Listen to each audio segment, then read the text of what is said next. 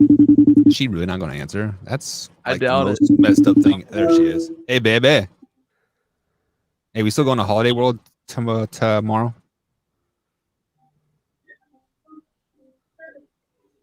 You going to talk to me or no? Your son answered the phone. I shook my head no. Oh, why not? Wyatt's going. You didn't want to go. I just said I didn't want to go. What? You did. Wyatt's Oh, going the to truth comes out. Holiday World. Oh, yeah. Yeah. Let's go and crash their Good party. place to go. Yeah, let's do it. I'm sure he'll be having fun in another part of the park than we will with 2 kids. Yeah. Maybe, just maybe, we can pawn the kids off on them. Does she realize why it's about the same age? Me and River go way back. All right. Love you, honey. Back 4 years. She's going to see this and she's going to kick your ass. All right, baby. Love you. Bye. Love you. All right, boys. Let's start the show. Let's do it. There it is. I am going 6-0 in the division because the rest of the division sucks. This is the best division in football, Tori. Take that step back.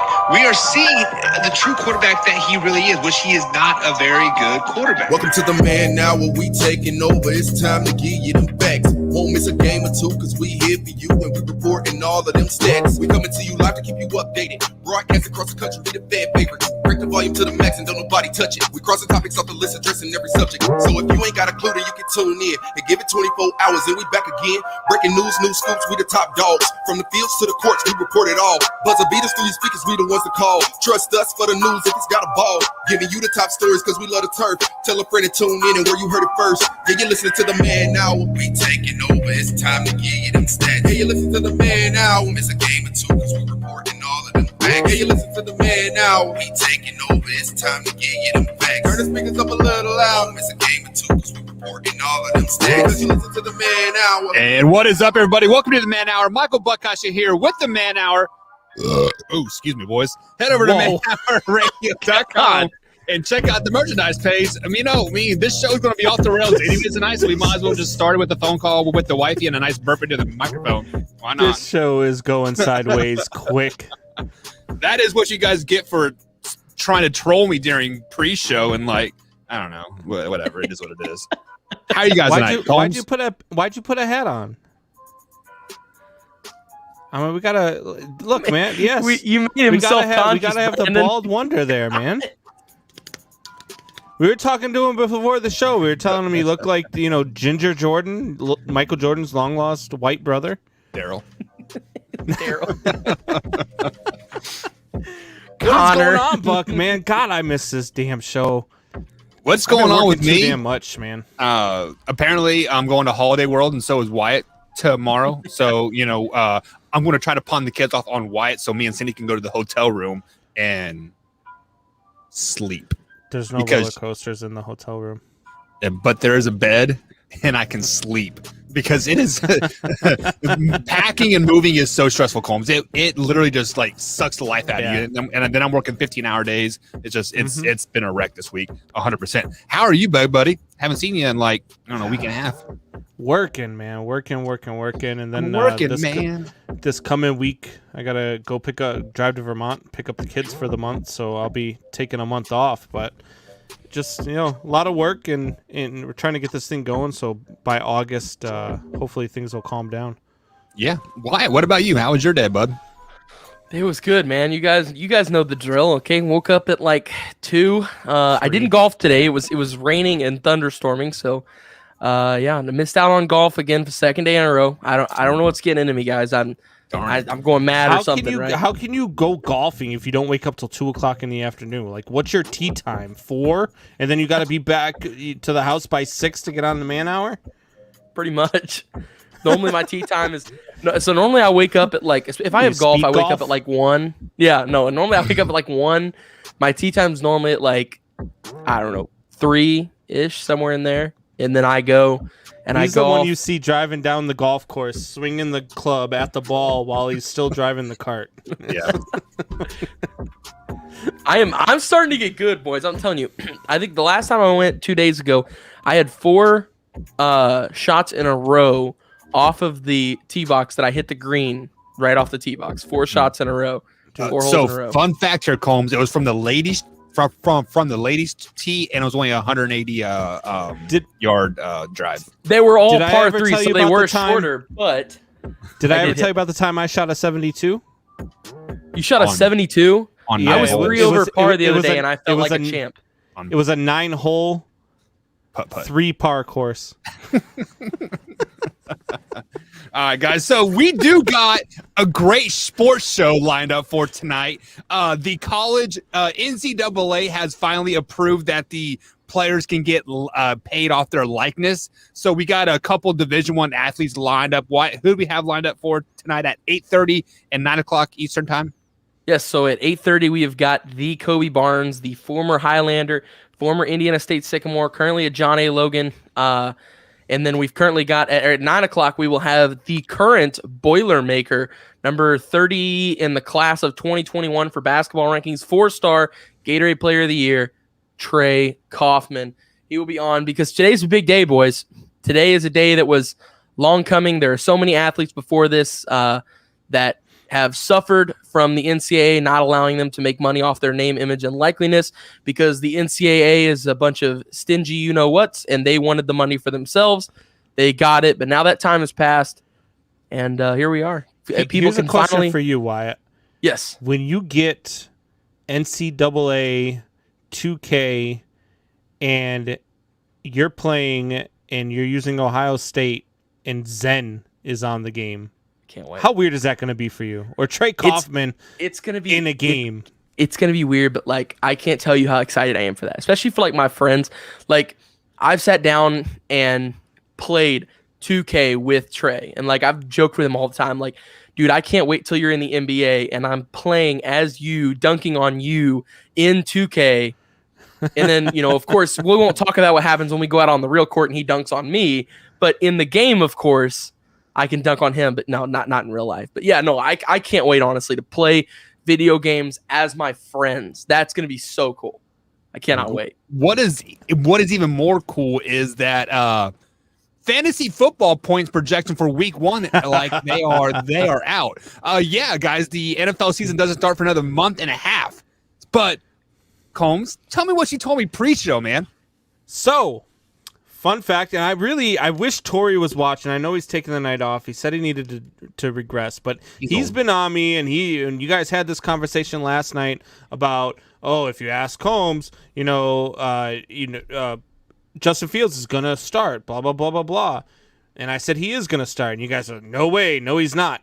Well, in 2 different ESPN leagues and in another league that I'm in, they have Andy Dalton projected to score 0 points week 1 and Justin Fields projected to score 20 points week 1, which means that they are projecting that Justin Fields will be the starter of the Chicago Bears. I don't care how many points he scores. I don't care if it's 3. I don't care. But they're projecting him to be the starter. That's the news there, not the amount of points he's going to score. What is the real news here, Mr. Brandon Combs, is the fact that you are bringing fantasy football into real life. You are bringing in point projections a month and a half before the first week even starts. We haven't had the preseason Hall of Fame game yet. Matter of fact, Holmes, we haven't even had training camp. The Dallas Cowboys aren't on training camp. So how can you be so confident that Andy Dalton is going to be the starter? We haven't even had training camp yet. Because it's the obvious answer. You don't start a rookie quarterback. The obvious answer. Why? That's the dumbest thing I've ever heard. And I was yelling at you guys last night through the damn phone while I was watching for the 5 minutes I got to watch. It's the dumbest thing in the world to sit there and say, you can't start him because he's a rookie. Why? Next year, if you don't start him this year, next year he's going to be a rookie too. No, next year, it's going to be his first year in the league because it'll be the first time he's playing games. Let me ask you this. To say you can't start a guy because he's a rookie is the dumbest thing I've ever heard in my entire life. What happened to the last time the Bears started a rookie quarterback? Look at the rookie quarterback that they drafted. That they traded up to draft in the last one. Who did they trade up to number 2 to pick? Mitch Trubisky. Okay. You want to play that card? Let's play that card, Combsy. So the Bears traded up to get their rookie quarterback last time that they just recently traded off for. And they grossly missed on the pick. Okay. Yes. And then they traded up to get Justin Fields, right? They did not grossly miss on this pick. This was how did they not right grossly mix? He had training camp yet. You can't even say that. Because this is ridiculous. The right pick. To sit there and not think that Justin Fields is more talented than Mitch Trubisky, you should not be talking football right now. Because if that's what you think, then you're crazy. Why would this not be the right pick, Buck? I mean, you want to talk back, talent, or let's Lamar talk about Jackson has more talent than Tom Brady, Patrick Mahomes, Russell Wilson, Tua, Hurts, all those guys. But is he the best quarterback in the NFL? Absolutely not. Lamar Jackson. So you're talking about guys like Justin Herbert. You're talking about Joe Burrows. If he didn't get hurt, they were both having great rookie years. I mean, you look at a guy like Peyton Manning, who started his rookie year. Granted, he didn't have a great rookie year, but then he went on to have a Hall of Fame career. He started his rookie year. You want to talk about John Elway? You want to talk about Joe Montana? Both started their rookie years. Both Hall of Fame quarterbacks. But can't start a rookie because if you start a rookie, you might hurt his feelings if he loses 3 games. Okay, Combs. So you named me 3 Hall of Fame quarterbacks that started their rookie year, right? 3. Okay. How many quarterbacks start in the NFL every year? I'm asking for a friend. Let me ask you a question, Buck. Are there 32 quarterbacks that start in the NFL every year? I actually named you 5 quarterbacks who started their rookie year and were pretty damn successful. Okay, 5 out of 32. I want you to name me one who wasn't successful just because he started when he was a rookie. You want to know one? Sure. All the Browns quarterbacks for the last 12 years. That's because they were the Browns. It has nothing to do with the fact that they were rookies. You said it's because they were the Browns. So all right. So then what you're saying is that the Jaguars, they shouldn't start their rookie quarterback this year. No, the Jets shouldn't start their rookie quarterback this year. Himself. Well, why? Why? He's a rookie. What if he loses? You might hurt his confidence. You might shake him. You're exactly. It's stupid. Stupidest thing I've ever heard in my entire life. You know who else is the dumbest dumbest argument out there all season? Urban Meyer, because he's going to have heart complications by week 17. You know who else is going to have? You know who else is going to have? Not a heart. His brain had issues, not his heart. Different sections of the body. You know who else is going to have issues this year? You, Buck, because you're going to be trying to figure out, damn, Justin Fields started his rookie year. How is he so good? Hold on. Don't forget to mention that the Lions are going 10-7 or something. You forgot that part too. Yeah. And then the other Yahoo who said he can't start a rookie quarterback said that the Redskins are going 13-4. That's a good possibility, actually. Look, I will be as bald as you are before the Detroit Lions go 10-7 with this team they have. I promise. Are you putting your hair on the Lions right now? Now I'm rooting for the Lions to go 10-7. You just said. No, too late. Why? Everybody heard it. What, Buck? Look, clip the tape from 12 minutes and 40 seconds right now. to 13 minutes. Clip that tape. Let's go Lions. I don't even know why I'm so worried. There's no way that this is going to happen. But God, if it... Oh, no. Why? Right here, right now. Don't try to waffle your way out of it. Did you or did you not say that you would be bald as me if the Lions go 10-7 this year? No, I said before. Like, I would lose all of my hair before that happened. That's what I was implying, not that I would shave it. Oh, no, Brady, no. Yeah, that's what I heard. Joey heard it too. Hey, Brady is actually, the last time I bet somebody was Brady. The last time I bet somebody and lost. Yeah. I bet him that I could beat him in basketball, or else I had to call him daddy for 2 weeks. And I lost, and I had to call him daddy for a month because I ran my mouth longer and said, well, if I hit this half-court shot, then I get away with it. But if I miss, I have to do it for a month, and then I miss, and I had to do it for a month. So he would call me once a day in front of his family so they could hear me do it. It was... It was Facebook quite interesting. User says he loves the energy. Appreciate it. If you want to go ahead and join, just click the link above where you're watching on Facebook and allows what is it? Streamlabs to go ahead and use your profile, and that way we'll be able to see a name behind it. Yeah. And give us that subscription on YouTube. We are so close to 700. 1,700. Bleh. 1,700. I was 1,000 off. Yeah, we passed 700 a long time ago, boys. Yeah, long before you were 12. But we digress on that. with that being said, we do have some more sports talk happening before we have Trey Kaufman on and Colby Barnes coming on here at in just actually about 15 minutes is when Colby is supposed to be on. So we're going to talk Ohtani here, guys. So I'm playing the music right now just so I can cue myself when I go edit in a break. I'm going to edit this out because I'm talking about break. But we are going to take a quick little break, air quote there. So welcome back to the Man Hour, guys. You like how we did that? Yeah, that was a quick break. That's quick break. Welcome back to the Man Hour, guys. We are going to talk a little Showtime Ohtani, as the people in the chat like to call him. But Ohtani just pitched Combs last night 2/3 of an inning. For those that don't know what 2/3 of an inning is, he got 2 outs in the first inning. That's it. And then he got pulled and gave up 7 runs. We talked about him being MVP and possible Cy Young as well. But when you give up 7 runs in the first inning of a game, Combs, can we even still consider you in the side run front runner here? Yes. And to say that you can't is just, he had a bad outing.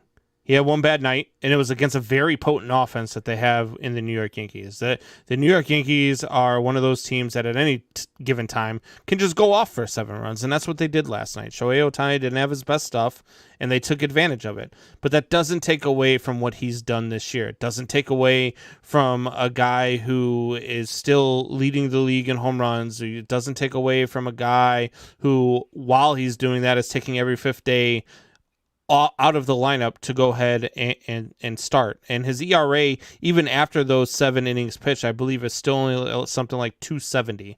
So he's still in the, I don't know, he's still in the Cy Young talks because he's in the top 5 right now. Yeah, if he goes out and tears it up and annihilates it in the second half too, then sure, he can absolutely still win the Cy Young. It was just a bad outing. Just a bad outing against a. At least his team came back and won. Team in the AL East right now. They are. Yeah. I mean, my Cubs did it yesterday too. Scored 7 in the first and beat up on a rookie pitcher, and then couldn't score again and lost 15-7. Yeah, it's embarrassing. We'll talk about that in a moment here. But Wyatt, I know you are a baseball connoisseur. I mean, Hoffy isn't here, so you got to step up your game. Right. Yeah. Do you still think Ohtani could win the Cy Young after this outing? So you guys are going to call me a waffle for saying this. I know you will, but I in my heart believe, yes, he should still be in contention. I think he should be number 1 for everything he's done this year. The fact that you can throw a 101-mile-an-hour pitch and then hit a 450-foot bomb to follow it up in the same inning is incredible. I mean, I know batting has nothing to do with the Cy Young, but still, he's done some incredible things pitching this year on both sides, offense and defense. Now, once again, the MLB does anything it can 90% of the time to save themselves and screw their players, and I think this is one of those situations where they're going to screw the player. I have said this many times. I don't think he will get the vote from the writers, and I think that this just kind of tacks on to that and makes sure that he doesn't get it. I think this is something they're absolutely going to use against him. It'll be the top point of their argument. Now, once again, that's different for me because I believe he absolutely deserves a shot at it. He should be in that talk 110%. But I think this is just another reason why the MLB will find a way to not put him in contention for the Cy Young. See, every time we usually talk about Ohtani, it's because he is tearing it up on the batting side of the game here. I mean, he hits another 400-foot home run. Like I think he has 29 home runs on the season so far. And if I'm not mistaken, that is leading the league, or he's at least tied. So when Schwarber's first, was like Schwarber's first, he's second. I think from like the 15th until yesterday, it was something where like he home run, 6 innings pitched, 1 earned run allowed, come back, home run, 0 for 3. It was 9 home runs in 12 games. It was ridiculous, and he was just on the street, and then he goes and gives up 7 runs. That's why baseball, especially baseball fans, are the biggest roller coaster fans in the world. Right. I yesterday before the Cubs game, everybody was talking about, the Cubs need to to go ahead and just clean house and make all the trades, which I still believe. Combs. But after they score those 7 runs, I hear people talking about, oh no, never mind. We got to be buyers now. We got to pick up play. What are you talking about? No. And then a half hour later, you guys are down 14-7 going into the 5th, right? But I mean, and that's the sad part. I know why we talked about this before the season started. It was great to see Arrieta back in a Cubs uniform. Yes. They need to DFA him today. He's just done. He can't pitch. He can't get through 3 innings in an outing without getting tore up. It's sad to watch. I don't like saying it. I love Jake Arrieta. I love what he did for that 2016 team. I love all the great pitching that he gave us, as a Cub earlier in his career. But he's just done, man. Okay, so let's go ahead and get back to the Angels, Combs. So go ahead and take that drink as you move that conversation to the Cubs for no reason there. But let me ask you this question about Ohtani. Do you think this is going to be a starting trend that we see? Maybe he's just tired. Like maybe he cannot DH and pitch, maybe he needs to pick one or the other. Like, do you think we're going to see that moving forward? Like, so let's say his next 2 out of the 3 outings, he doesn't make it past the 3rd inning. Right. And then that one outing, he goes like 7 or 8 innings. I guess it'd be 6 or 7 because that's kind of like his magic mark there. Do we start questioning if he should be a pitcher? No, I mean, look, I questioned that before the season started just because of injury. Injury has plagued his career. So very first game, he got hurt.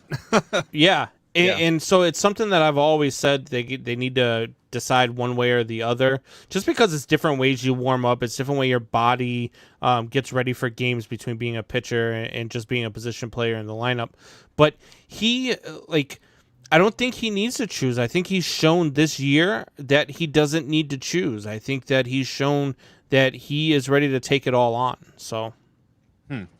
So let's go. Since you're going through the comments here, go ahead and bring up Javier's comment here, and where he says, "Damn, he can't have a bad game." No, because what exactly Combs just said.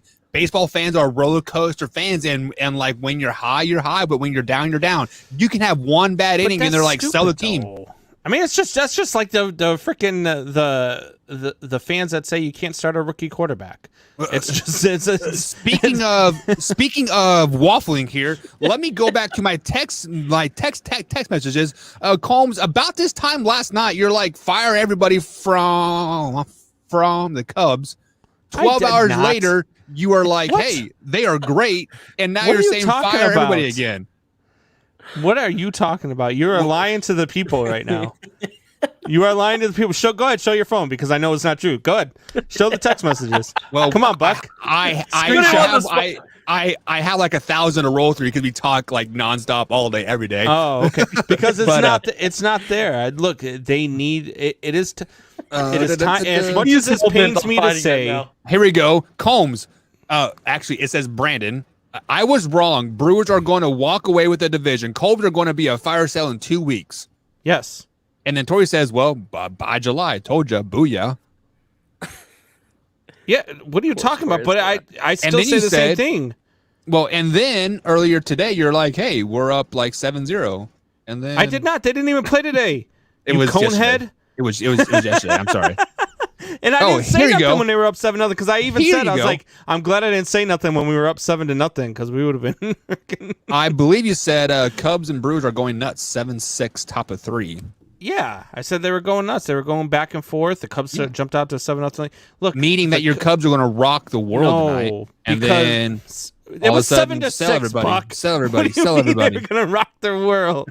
I believe like 2 messages later, I said I bet they lose this game 14-7 or something.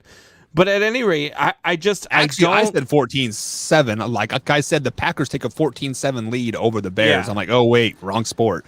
Yeah, it's just it's one of those things. But I just feel like the Cubs, and trust me, it hurts me to say this, but they're at that point where they need to. And I've said this before. And, I agree with Michelle. She loves her guy Baez.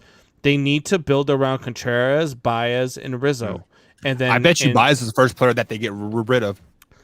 No, it's Bryant. I would not be surprised if Baez is not a Cub after the trade deadline. And I will hate to see it because I love that. I think it's him more than Bryant. I think Bryant's more on Bryant the won't be here either. I don't think Bryant's going to be here. I don't think Baez is going to be here. The problem is that if Bryant and Baez, whoever they trade them to, they're on a loaner because they're both free agents at the end of the year.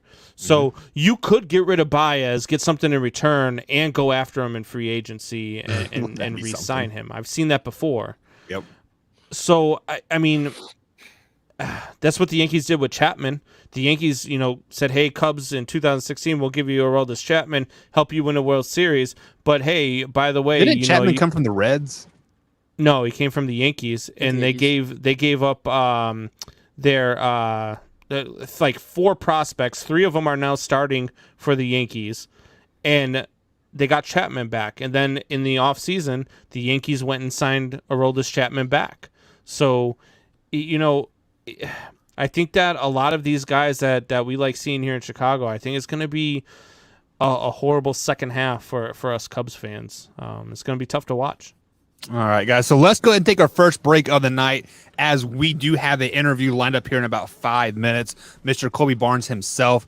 So we're going to take a quick little break, and then we're going to talk a lot of NCAA and making of some money. So pretty excited about that. So stay tuned, guys. Sit back and relax and enjoy that ramen one last time, college students. Be right back.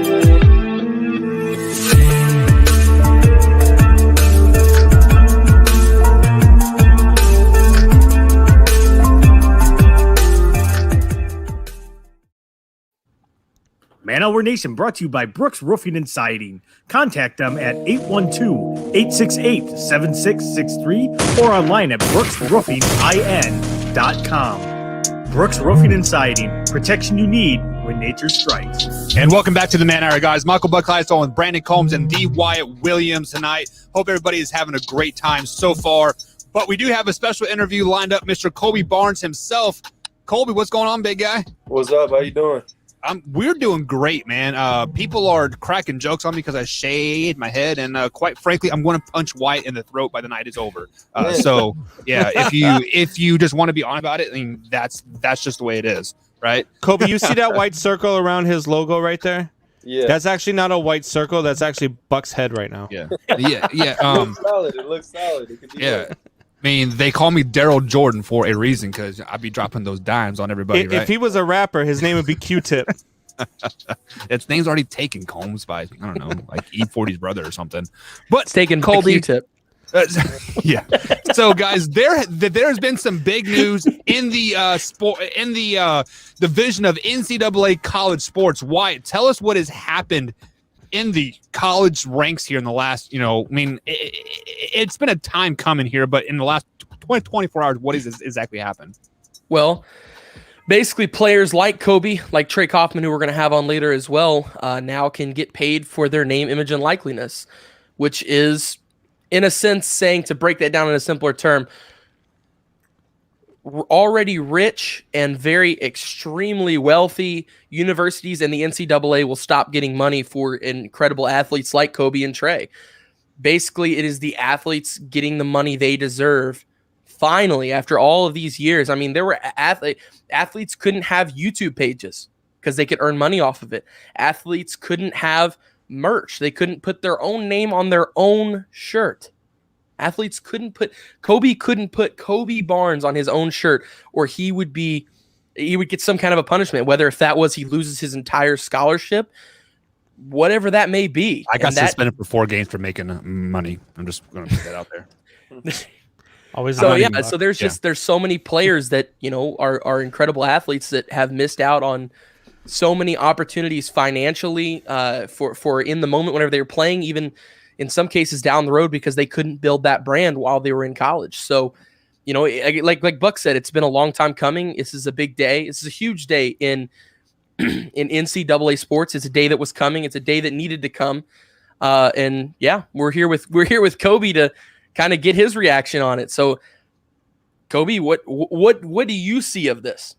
Like you guys said, it's been a long time coming. I actually wrote a research paper about this as a senior as to why NCAA athletes should be paid, and everything's just like it's finally coming to what it should be, because I sat down with my team last year and we came up, like, we figured out how many hours we spend in the gym per week with just physical labor.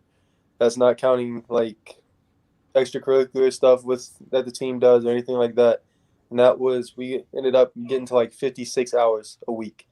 And for us to not be able to make any compensation or anything like that, we felt like that was to be nice. It was messed up. But I feel like it's what's right. And now we'll just get to make money off of how we should be able to. So let me ask you this question. First things first is what do you say to people that you are earning money by your stipend and having a college, you're getting a college education for free, and like that is your payment for bringing the school millions upon millions of dollars every year? What do you say to people like that? Because I know what I'm going to say. It's exactly what you said at the end. We bring the school millions and millions and millions and millions of dollars, and we get $1,000 every month for rent, food, utilities, and gas, everything. It's like $1,000. You can't make it stretch that far.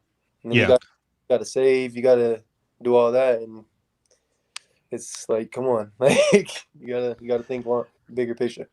Yeah, Kobe, the thing for me is that you say, 56 hours a week.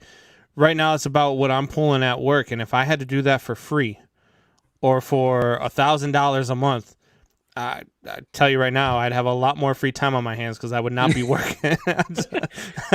I'd tell you that, man. But the one thing I want to know is like, have they told you like what the percentage is going to be, break down to, is obviously probably going to be more in Division I than in Division II, or anything else? Have you heard anything as to what the percentage is going to break down? No, I haven't heard anything, but I just know that we could, like, if I want to give lessons now or like host a camp or do anything like that, like I could do that, and it would be perfectly fine. It's awesome. Sorry, why? You're good, buddy. So one thing that has always irked me, because I was a college athlete for 5 years, and there were certain people that I hung around that were in the band or something to that effect, and they were on scholarship as well, getting a free education. A guy was paying like half of my education, and I was getting $1,700 a month for my stipend. But these people that were on a band scholarship, getting their education for free, they could give lessons to kids, earn cash. They were getting paid to play at the game, so their pet band, they were getting paid to play at the games, and when they would do like concerts, they would get paid for the concert as well. So, Colby, you as an athlete, how do you feel about other students that are doing the same exact thing as you are, maybe not playing sports, but like student teaching or playing in the band? They are able to practice their profession and get paid for it while you couldn't, like, previously. I feel like that's a tough one, because I feel like everybody should be able to make money if they have the means to do it. If they're really good at something, I feel like they should be able to make money for it. So they say we're amateurs, they say all this. It's like it's a job. Like it's a job. Well, and on top of, you mentioned that you put in 56 hours a week on the court, and that's not counting any extracurriculars or anything. On top of that, you've still got, on average, for the average college student, 20 hours of classwork to do, plus homework, plus studying. And, normal college kids, all they have to do is just study. That's all they have to do. They have to go to class and study. That's their only things they have to do. Where you as athletes, you guys have to put in that time, as well as you have to put in time in the gym. And if they put in extra time, if they were to put in an extra 56 hours per week at Chipotle or whatever restaurant was near them, they would get paid for that. So that was always my issue, is how do these other students who are going to college and have a job, not necessarily on a court or field, how are they getting paid? And these guys aren't, who are, 99.9% of them are putting in more hours than the regular college student. I would probably go ahead and say 100% of the students that aren't athletes don't put in as much. But I looked this up and I got these numbers. In 2015, the average NCAA Division I school made $9.15 billion, billion with a B, in revenue off of their sports. How much did you make last year? $0. Okay. Right, I'm just making sure. Just the average. That's not all of them put together. That is the average Division I school in 2015 made that much money, and not one college student saw a penny of that. And they were the ones who generated it. They're the ones who brought it in. That's really why I've always had this huge issue with it. And like Buck said earlier, that people are going to be mad. People are always going to say, oh, well, their payment is the free education, blah, blah, blah, blah, blah. Well, I get it that's part of it, but you got to think, you guys are bringing in all of this money. How is there no, put back off of that? But to take a step away from that for a second, I wanted to ask you, how's the whole Johnny Logan thing going so far? How is school? Oh, it's great. I've been up there for the past 3 weeks, and I just got back home 2 days ago, and we went down to Montgomery, Alabama, and played 5 games this past weekend, and it went really well. Talked to a lot of coaches, and it's been nice to just be able to have fun and play basketball.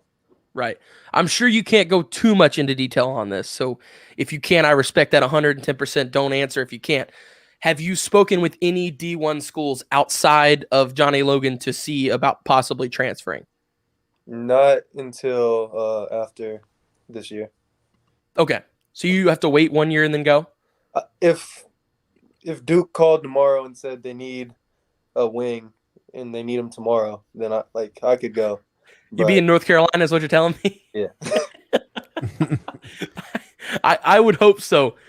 But yeah, so that was always kind of the issue I had with it was, that there was all these hours put in through athletes and they didn't get it. So moving forward, do you have any goals or aspirations of making a brand, a camp, anything to profit off of your name and likeliness? And if so, what were the ideas you had?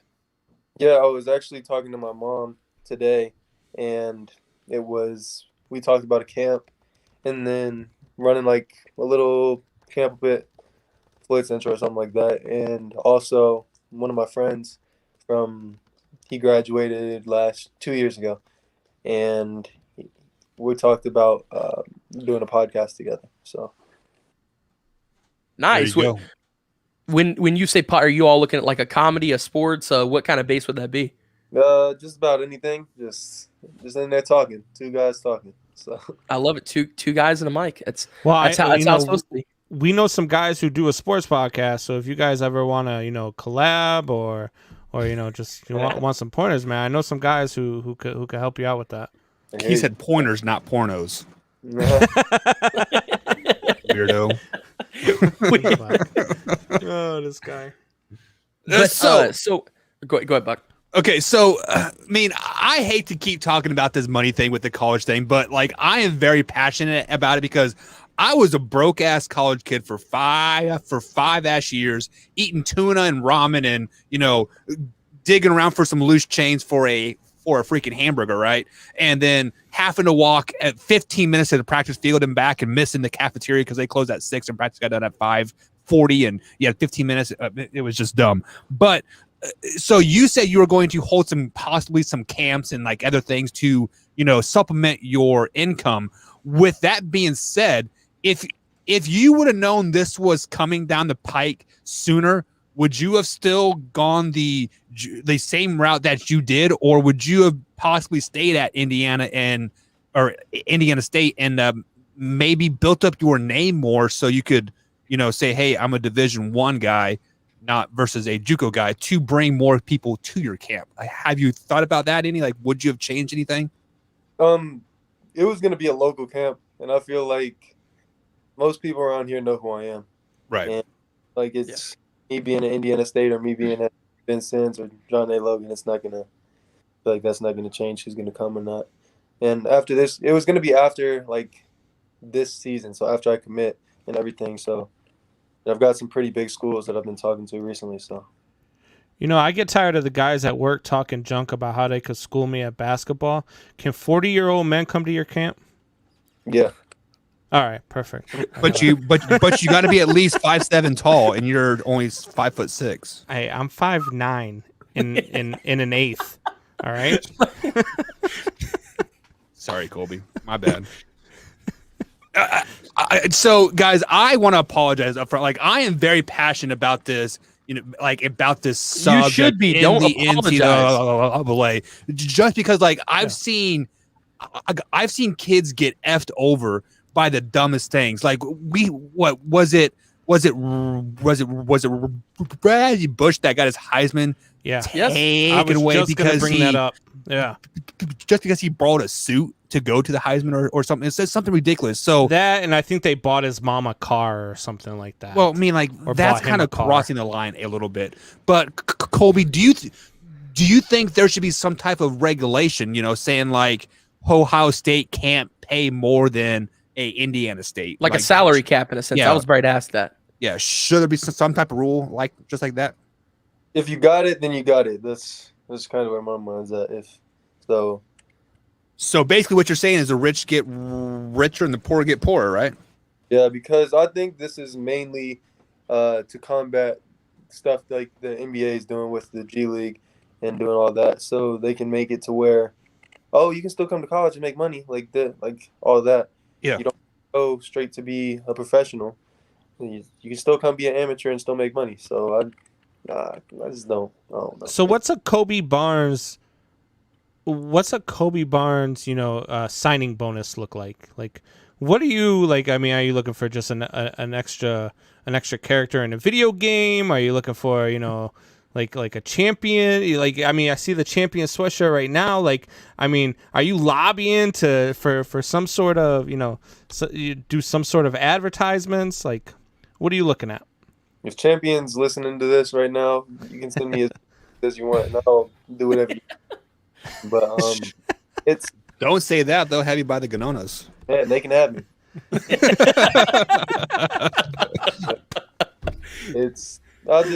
I don't know. I'm just playing it by ear, and I'm not really worried about it because I know it's gonna come. If you had to choose a brand, what brand would you jump on with right now? If like, let's say every brand in the world wanted you, what is the dream brand and you would hop right on? Nike. Adidas. You said Nike. Adidas. I'm an Adidas baby. Yeah, I know you're a about big your fan shoes. of the Dames, right? The Dame shoes. I remember you showed us them last time.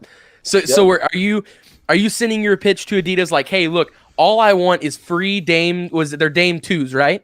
You send me those and I'll be cool. You don't have to send me nothing else. I want free Dame 2s for life. That's all Kobe wants. I love it.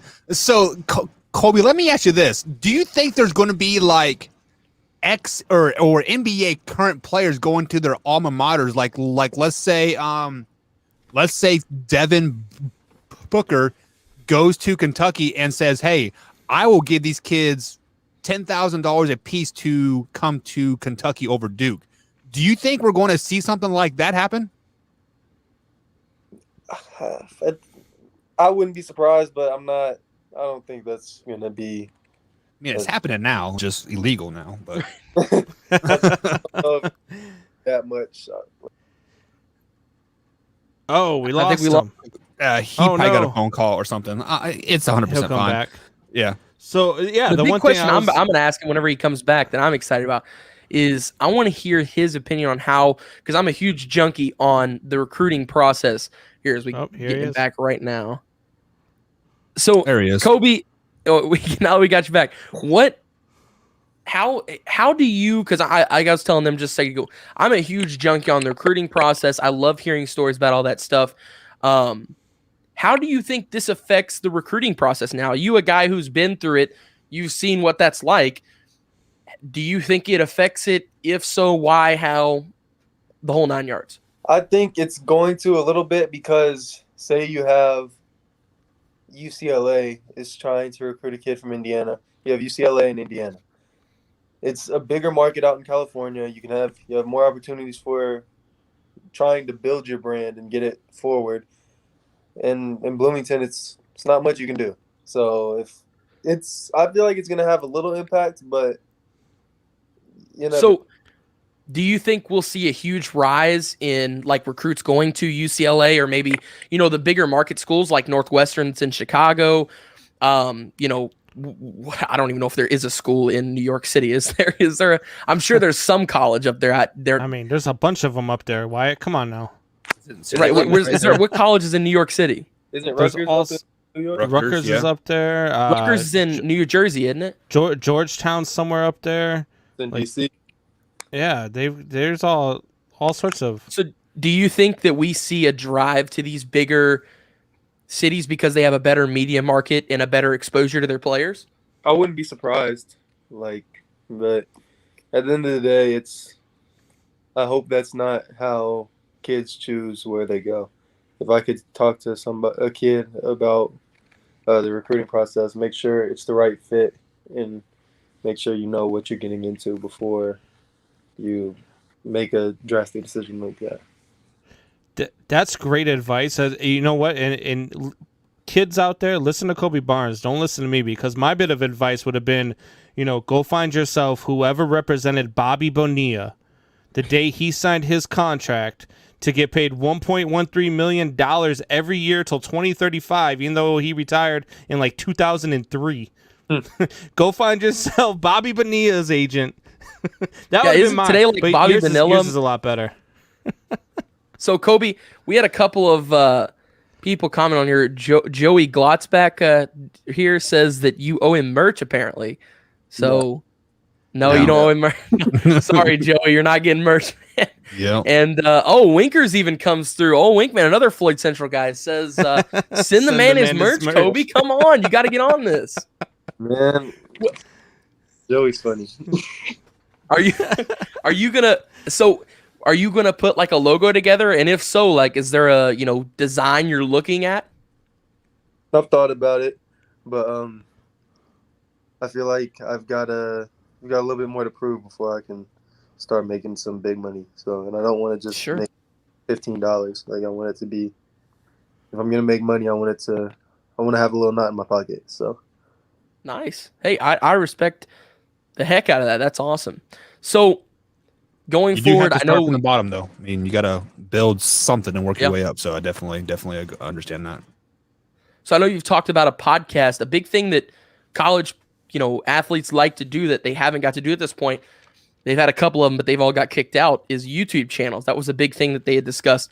Are you thinking about possibly doing like a YouTube channel, like a vlog type of situation? I know that's a big way that athletes tend to make, a little extra profit. yeah, I've thought about that, but I feel like once everybody sits down and thinks, that's gonna be flooded with going to be a bunch of Division I athletes doing YouTube channels and everything like that. But it could be, if you get at the right time, right place, it could work. All right, so we've talked our college basketball. And we haven't talked to you since the NCAA tournament was the last time we talked to you. So there's been a lot of stuff in basketball that's happened since then. LeBron's been knocked out of the playoffs in the first round, first time ever. But now we got a crazy game going on in front of us, Atlanta and Milwaukee. It's not a crazy game right now. It's actually a terrible game. It's 28-10. Milwaukee's killing the Hawks. But we are seeing a lot of stars out of it this year. Like right now, Giannis and Trae Young are not playing in this game. Those are the two biggest stars in this series. What do you think has caused so many stars to get injured in the playoffs? Because we've seen a lot of it. Jamal Murray, Anthony Davis, Jalen. I mean, there have been a ton of stars that have just gone out. I want to say that it's time, like having the time off between the last game to the first game of the regular season, because it was only 71 days. But to a certain extent, it's like most of them are contact injuries. That's just not gonna, like, you can't control it. Or because like with LeBron, if he played, the only way he couldn't have got injured like that was if he didn't play that night, So yeah, I want to say some of them have to do with the little time off, but it's a contact sport. You're gonna get hurt, and then I don't know. It's tough. Did you hear Shaq's comments when it came to playing time? What he said about LeBron? Well, he didn't really say it about LeBron, but he said it about the comments about how playing time is. And he said, you got real people out here working, 40, 50 hours a week, and they don't get 71 days off. He's like, we get paid millions and millions of dollars to come out here and play a game, and you're going to tell me that playing time is the reason why you're getting injured? He said, I don't like that excuse. He said, I would have played through it all. He said, I would have played I would have played in that bubble and then started the next season the next day if they told me to.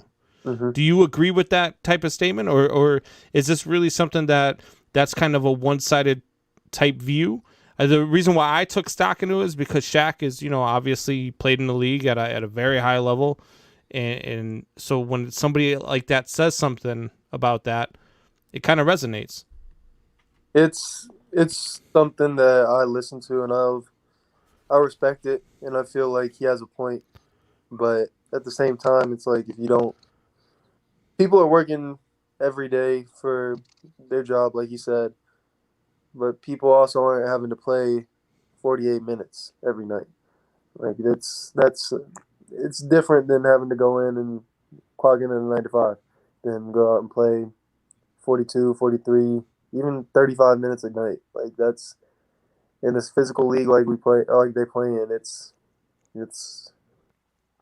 I feel like you need a little bit of time off between. Yeah, you're definitely more prone to injury. Your body's more, going through more contact, more physicality than some people are on a regular job. I mean, there are definitely jobs out there that are physically demanding. I mean, being a carpenter for the last 18 years, I mean, that's pretty physically demanding, but it's still not the same. I mean, lifting up 2x4s, building walls, that type of stuff is not the same as running up and down the court with grown men trying to, stop you from scoring. It's a big difference. So, I do take a lot of stock into what Shaq had to say, but I also I understand the other side of it as well.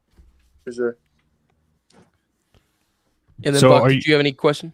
Well, man, I just want to talk about money because I'm just man, think about Buck, you want to go back to college?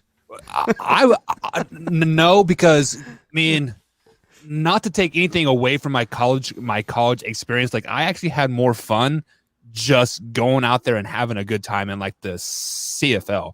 College was so hard just because I was up at 6 o'clock in the morning and practice till 8:30 and class from 9 until 2, and then we had weights and study hall and then practice again. It was just a grind that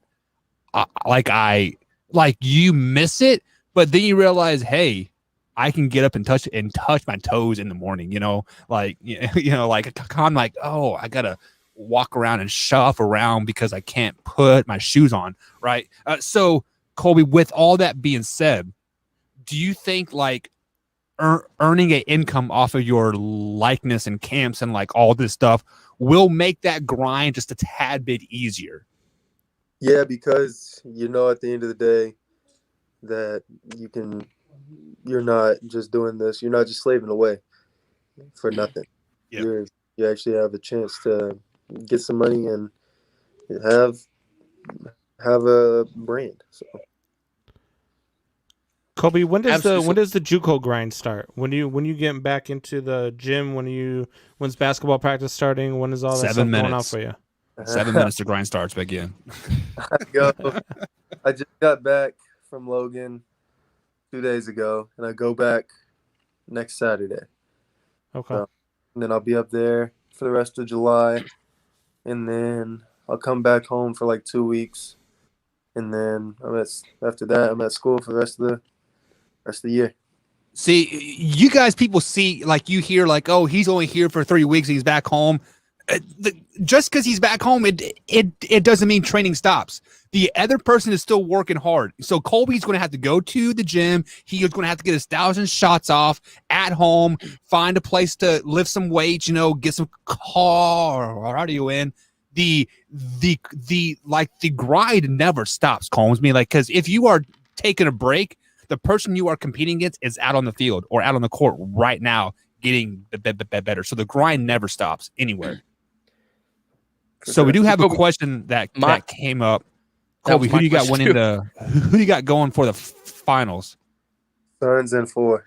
Suns in 4. Suns in 4, yes. Is it because of CP3 or because of Devin Booker's a man among men? Or because of that fan that beat the crap out of 2 people and said Suns in 4? I guess, but I'm just playing. Devin Booker is really, really good, and I think he'll be the best player on the floor, regardless. If the Suns win in 4, I'll get you a Suns in 4 shirt. Well, that was my final question for you, so I'll switch it up then.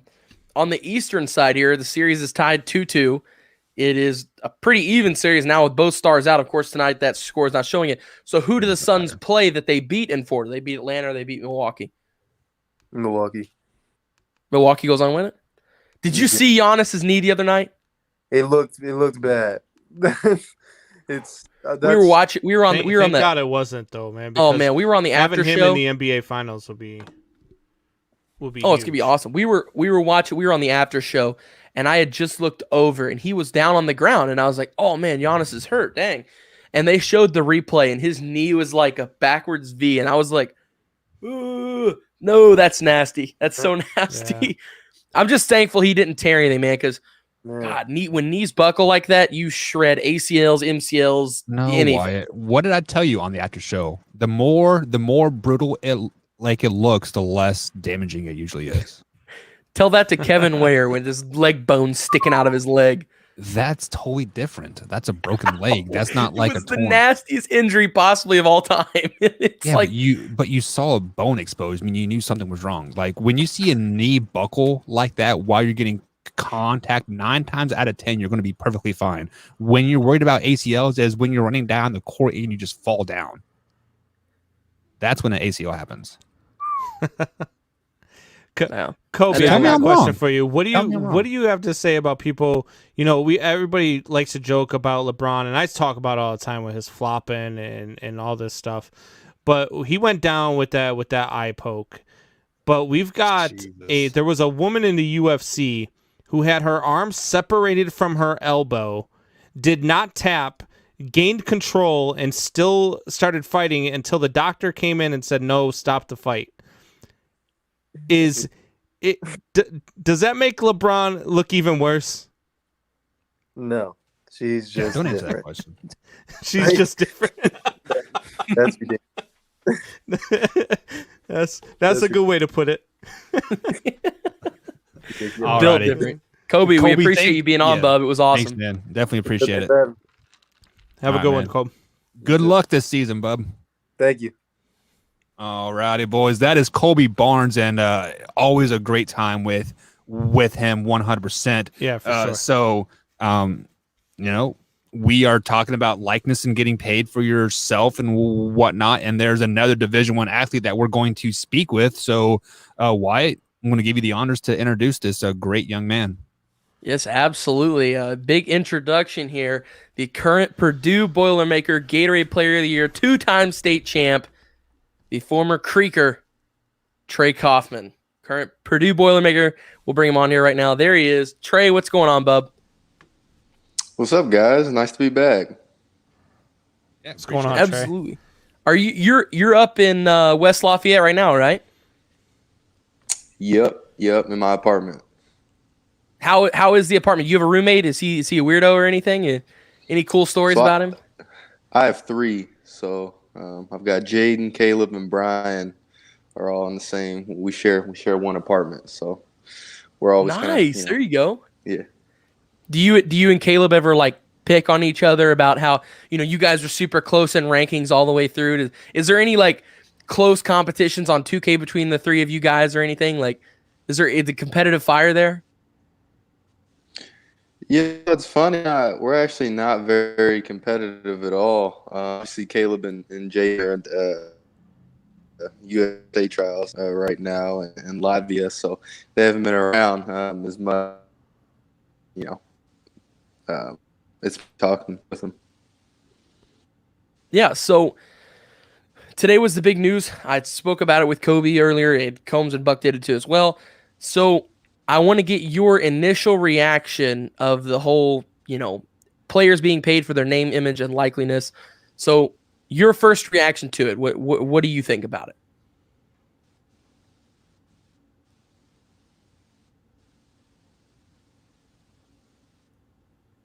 I think we lost him here. See if we can get him back. So hopefully that internet connection will pick back up. But guys, we're talking about college sports. Big news today. The NCAA has announced that they're going to payers will be allowed to take payment for their likeness. When it comes to like video games or jersey sales or whatever the case is, players are finally going to be able to make money off of that type of stuff. And that's a huge announcement from the NCAA. It's a long time coming. It's a long time overdue. And it's one of the things that we're talking as we get Trey back in here. The NCAA should have done this a long time ago. And when you're talking about players who are bringing in billions of dollars to their schools to not get any money back, and I don't want to say any money back because they get like $1,000 a month, which is pennies on the dollar. It's just the NCAA should have done this a long time ago. So go ahead, Wyatt. What was your question for Trey? Yes, I just wanted to know your initial reaction and how you felt about everything going on, because it's huge news. You guys finally get the money you deserve as of today. So I just wanted to know your reaction to it.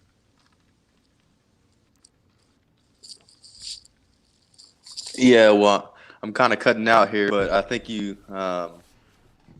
asked about my initial, and it's for me. It's been weird because I'm not a big social media guy. I like to kind of keep everything close, but talking to some of the players on the team and seeing how one of our guys.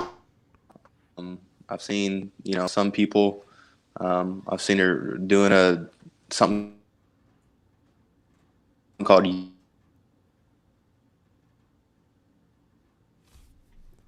think we lost him. Yeah, he's cutting out again. I think it's a game out, how to brand.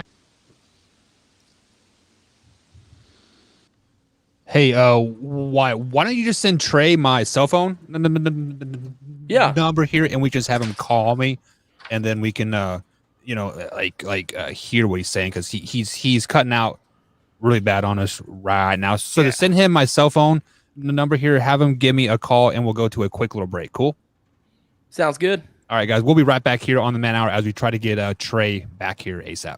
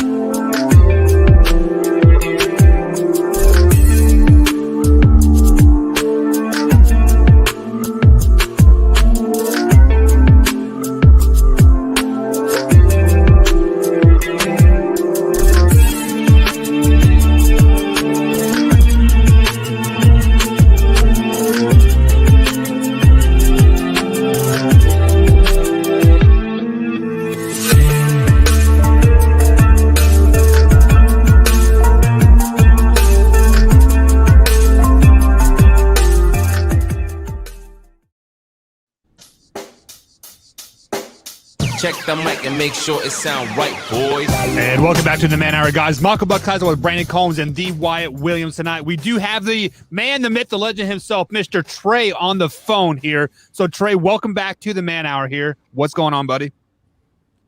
Oh, yeah, glad to be back. I can, I think it's better now. Yeah. So, just you were cutting in and out on us, and we heard about every third word here. So let's go ahead and start the interview completely over. So Wyatt, let's go ahead and answer that question, or ask the question again, so Trey can give us a answer, and we're all on the same page again here.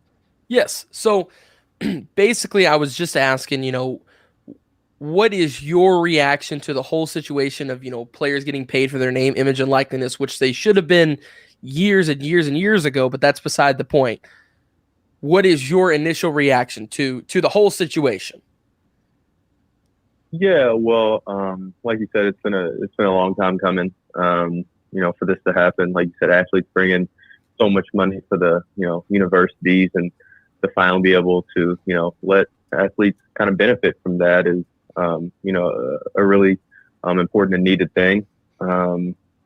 Personally, I try to keep everything close. I'm not on social media a lot. I'm usually not branding myself, but, talking with some of the guys on our team, and I know the Purdue coaching staff is, we sat down and we talked about, how are we going to brand you guys? How are we going to brand each kind of athlete to, benefit us as much as possible.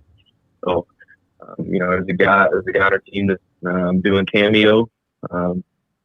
So I don't know if anybody's familiar with that, but there's other college athletes that are doing Yoke now. I think it's like a gaming service. So, athletes are finding ways to where people can, or where they can make money, and I think it's a really good thing. Yeah. So, just you mentioned Cameo. Here's my question: if you were to get a Cameo, okay, and these people had already paid the money, everything's all good, ready to go. And a Cameo, for anybody out there who's listening who doesn't know what that is, it's basically a service where famous people or people with a lot of followers, you can pay them whatever money amount it is, and they can say whatever message you type them to say. So you at Purdue, the IU-Purdue rivalry is huge. It's one of the biggest rivalries in the nation. So what do you do if somebody gets you on there and they're like, hey, you got to say go Hoosiers or something like that? What do you do in that situation?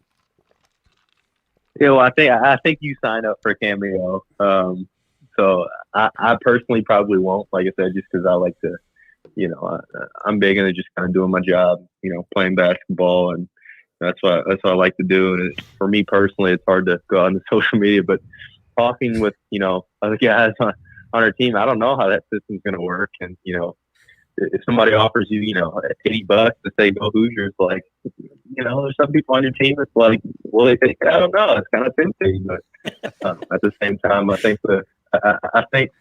I think down here, especially Purdue, just how big the rivalry is, that's not going to happen. Right. So I brought it up to Kobe in the previous interview, and I wanted to bring it up to you. I crunched together the numbers. The average in 2015, just 6 short years ago, the average Division I college brought in $9.15 billion with a B dollars off of the revenue from sports, and players received zero of that, not a penny. So the problem that I had, and this is what I brought up to Kobe, was how can you realistically look at those numbers? And I know a lot of people like to argue, oh, well, their payment is their free education, all this stuff. But it's not, athletes bring a lot of money into the colleges, but, I don't understand how you can realistically look at those numbers, $9.15 billion with a B dollars, and genuinely think to yourself that these athletes don't deserve a penny of that. It's incredibly unfair. And, you've in a sense lucked out, Trey, because you're like the first class, because you're a freshman, you're the first essential class that gets to benefit from these things. So, it's a really cool experience that you get to be a part of this. And, I was just wondering, do you think that there will be players that come back to their previous university and be like, hey, look, I brought you all this money. I think I deserve some of it now. Do you think that some of the universities or the NCAA will have issues with that? Yeah, I mean, that's a really good, that's a really good question. I think I read someone, maybe it was Reggie Bush, something how he lost his Heisman Trophy. So, I think some of those like talks and discussions are already being brought up. Like you said, I mean, I know growing up, my mom always told me like being a college athlete is the only time like somebody can, kind of wear your name on, the back of their shirt and you not get paid for it. Kind of, they can use all your name and likeness and you're not going to get paid for it. So, right. It's interesting that, like you said, I'm kind of part of the first generation of players that are actually going to get paid for that. So I don't know. I mean, that's a really good question. I don't know the answer. I think it's kind of new to everybody. It's kind of like the whole being recruited during COVID thing. It's the who's you kind of just gotta figure it out. So Trey, with what's going on with the NCAA and then finally making this announcement, which was long overdue. And also the announcement that we got earlier in the year that NCAA is going to EA Sports is going to be bringing back the NCAA sports franchise. How cool is it going to be for yourself when they launch the new NCAA basketball game in 2023 and you're in it? Is that going to be the first thing you do, is just pick out and play the game and pick Purdue and play as yourself? Or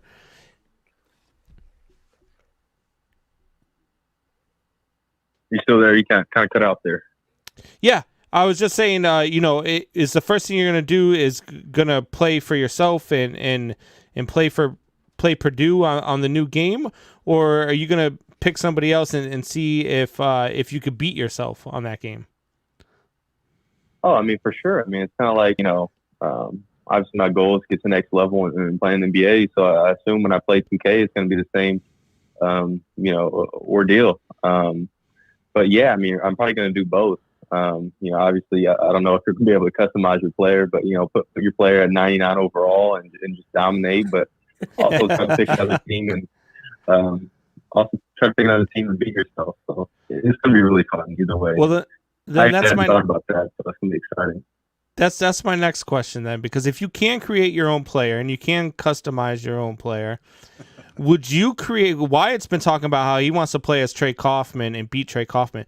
Would you create a Wyatt Williams character and play as a Wyatt Williams while he plays as you? I can't create. I mean, that would break the game, really. I mean, Wyatt Williams, he's such a hooper that that you can't put Wyatt Williams in the game. How would you recreate the hair? I don't know, man. We're gonna have to do a face scan or something. Like that hairdo's not gonna be in the game. I'll tell you that. Well, let me ask you this: what NBA player, current or past, would the hair kind of like mimic Wyatt a little bit? Like is it going to be like a Steve Nash type of hairstyle, or Yeah, there you go. Kind of a Steve Nash. I can see that. But it's gonna be one of those things where like Wyatt's gonna have his signature hairdo. It's gonna be like James Harden with the beard, right. Dr. J with the afro. It's gonna be Wyatt Williams hairdo. So let's be serious here. So when you get in the game, what kind of rankings is Trey going to have? Like from shooting to steals to block shocking to like all that stuff. Like what are your realistic stats you think should be on there? Oh, I mean, I assume 99 everything. There you go. I mean, until proven otherwise. I mean, I think that's only fair. I don't know. I mean, it's the same thing with 2K. I mean, they kind of interview the rookies and ask what their what they think their rating's going to be. I don't know. But I remember one year, I think I don't know who it was. Maybe Clint Capella said that he wanted to get better just so he could upgrade his 2K rating. So, now, how much stock will you put into your rating once it comes out? If they don't rate you as high as you think you should be rated, is that something you're going to be like, oh, man, come on, you're going to feel disrespected? Or is that something you're just like, yeah, whatever, it is what it is. I'm still going to just go out and play my game? No, I don't really. I mean, it's the same. To me, it's the same thing as like, different media sources saying that, you're this or you're that. I kind of have my own kind of self-confidence and thoughts about my game and improving. And like you said, you can always change your rating by yourself. So that's definitely what I'm going to do. This is why I like you. You're the most humblest kid ever. Sorry, Wyatt. But Trey, this is the real question here. So I was in the Silver Creek locker room here, and I saw a list of basketball players written on the pole here, and I see Trey's name, and you have one hash mark next to the charge thing there. What is up with that? Only one charge last year? So it's one of those things where, especially in Southern Indiana, like if you have a guy that's 5'7", maybe 100 pounds, and he's running into a 6'9", 225 guy, like you're not going to get a charge. You're just not. And so I just knew I wasn't going to get that call. So for me, I was just going to stand straight up and, hopefully they don't call block. So what you're saying is the refs were player hating, huh? They might have been a little bit. I'm not gonna throw out any allegations here, but do I think some refs were Indiana fans and were a little bit mad at Purdue? Yeah. There you go. You heard it here Trey, first. I can tell you, and I've told you this story before. I don't know if I've ever told it on air, but I remember the week that you were committing and I was hosting your commitment. I remember that a local bar said that if you committed to IU, they were going to give out free beers and all this stuff. And I cannot tell you how many people came up to me and tried so hard to pry it out of me that, they were like, hey, I need to know if I'm getting free beer or not. Because if you went to IU, they got the free beer. If you didn't, then they went up and showed up to the bar for nothing. I cannot tell you how many people came to me and were like, hey, what? Am I getting free beer or am I not? I'm telling you, man, they were ate up with it. But I was of one of those course, we people. do know you chose Purdue. You're up there in West Lafayette right now. And you guys are currently preseason ranking at number 3 in the nation. So is there, and you are no stranger, Trey, to being rated high preseason. I mean, your last 2 or 3 years of high school ball, you guys started out as number 1 or number 2, correct? Yeah, I believe so. So that's what they told me, at least. Right. So what is your, initial reaction? Is there a target on your guys' back? Is there, are there, extra things you guys have to do, whatever that may be, but is there like a target on your back or some kind of a situation like that with you guys starting out ranked at number 3? Well, my initial reaction is why we aren't rated number 1. I love it. I mean, other than that, You guys got beat in the first round like last year. That's why. You shouldn't be in the top 25. This is true. But, obviously with the Hey, it's where true. was K-State last year in the tournament? Well, Kansas made it. I'll let you handle that, okay? I'll let you handle that argument. But no, like you're saying, I mean, the Purdue Indiana rivalry, I mean, that's huge. I remember one of my first kind of training days I went in, and obviously you take your clothes from home, right? Purdue's given me a lot of, like clothes and stuff to wear, but I think I wore red shorts in once to a training session, and every individual player and coach walked up to me separately and got on me about wearing red shorts in the training room. So, kind of having that, culture and bond, like, this is Purdue basketball. It's serious, and I'm just happy to be a part of like such a good culture with a great group of guys. So when the season starts, Trey, is Trey Kaufman starting for the Purdue Boilermakers?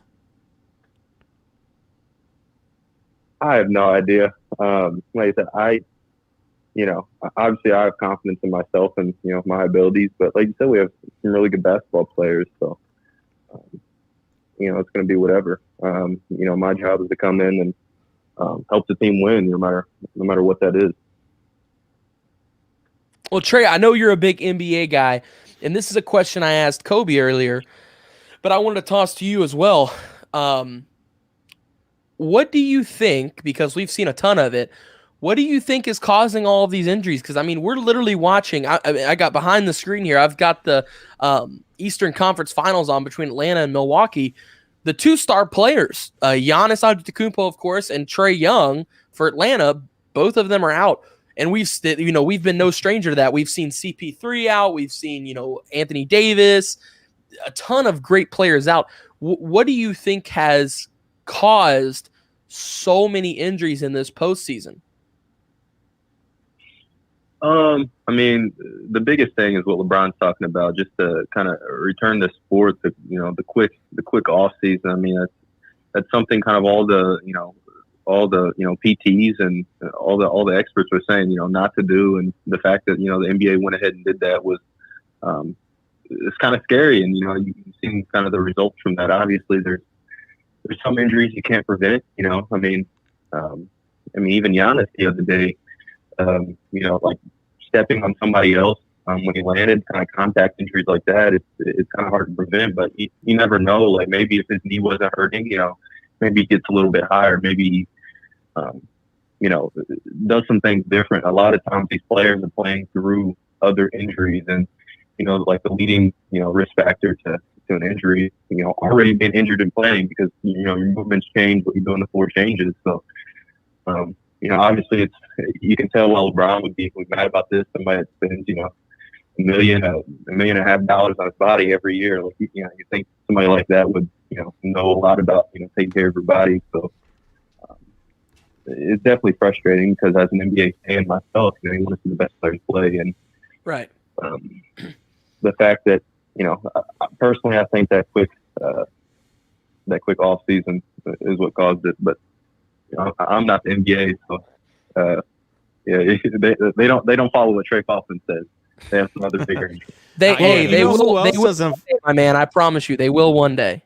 You know who else didn't really follow that line of thinking, and we talked about this a little bit with Kobe, but it was what Shaq said in relation to what LeBron was saying. How he doesn't care, he doesn't like that. That's being said that oh, you took within 71 days we had to come back and play. He's like, I would have played the bubble, and then I would have started the season the next day because they pay us to play this game, and that's what we're here for. Meanwhile, you've got people out in the regular world who are going to their jobs every day. They don't get a 71-day break. What do you think about the stuff that Shaq is saying and the people that think like Shaq? Right. I mean, and this is where it goes into kind of the older generation of basketball and the newer generation of basketball and the different lines of thinking. I mean, we know that experts say that having, progressively, playing basketball and workload ratios and, all of those things are what prevent injuries and taking time off and doing certain things. So and, the 90s, playing, doing that would have been normal, but there was also more injuries, right? I mean, Shaq, you have somebody like LeBron, who's probably the most durable athlete ever. And then Shaq, somebody who, if he was more durable, could have been the greatest ever. It's just a different line of thinking. And like I said, it goes back to, the older kind of younger ways of thinking. And it's like right now, if I'm an NBA executive, I'm getting the best PTs and I'm trying to give my players as much rest as possible. Because the healthy teams are the teams that are going to win this year. The best teams didn't win this year. You know what I mean? I think we'd all agree that Brooklyn or the Lakers or, there's some other teams that were better that didn't win, but being healthy was such a, it doesn't matter how good you are if you're not on the floor. You know what I mean? So right. I think that's kind of my personal perspective on the matter. But well, I made a joke 2 days ago. Well, once Giannis got hurt, and I thought that he was going to be out for the year from how his knee bent. I personally thought he was out, so I was like, okay, Atlanta's going to make it, is what I thought. But now, as we're seeing, differently, he could possibly come back for the next game. But in the moment, I thought when he was out, I was like, okay, Atlanta moves on. It's going to be Suns versus Atlanta, and I made the joke of, can you imagine if somebody preseason looked at you and said, hey, it's not going to be Lakers Nets, it's going to be Suns, and it's going to be the Atlanta Hawks. I mean, can you imagine what your reaction would have been? You'd have looked at that person like they had three heads. I know I would have. What do you think about all this?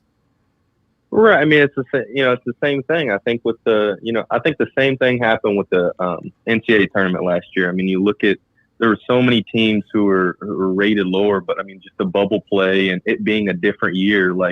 When you look back at it, it's it makes sense now.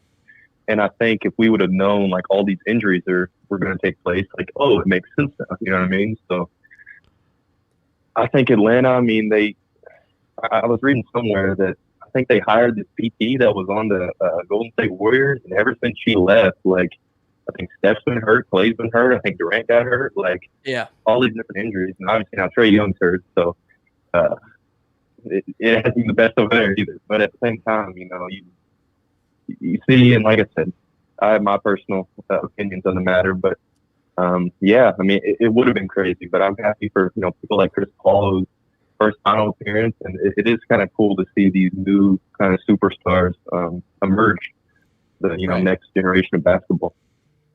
So I got my last question for you, Trey, before Wyatt wraps up with you here.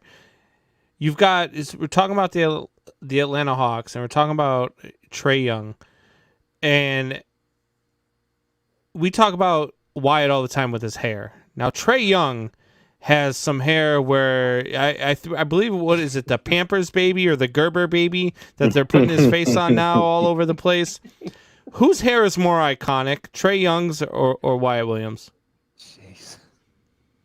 Listen, Wyatt's one of a kind. Okay, I mean, Trey Young's got his thing going, but Wyatt's one of a kind. So I'd have to give it to Wyatt, but anybody else, I mean, Trey definitely has a signature style of hair, and you can tell if the fans are chanting like you are balding when you're at the free throw line. You probably need to switch some things up. But again, that's my personal opinion. Who's less accepting of the fact that they're going? Right, who's less accepting of the fact that they're going bald? Is it Trey Young or LeBron?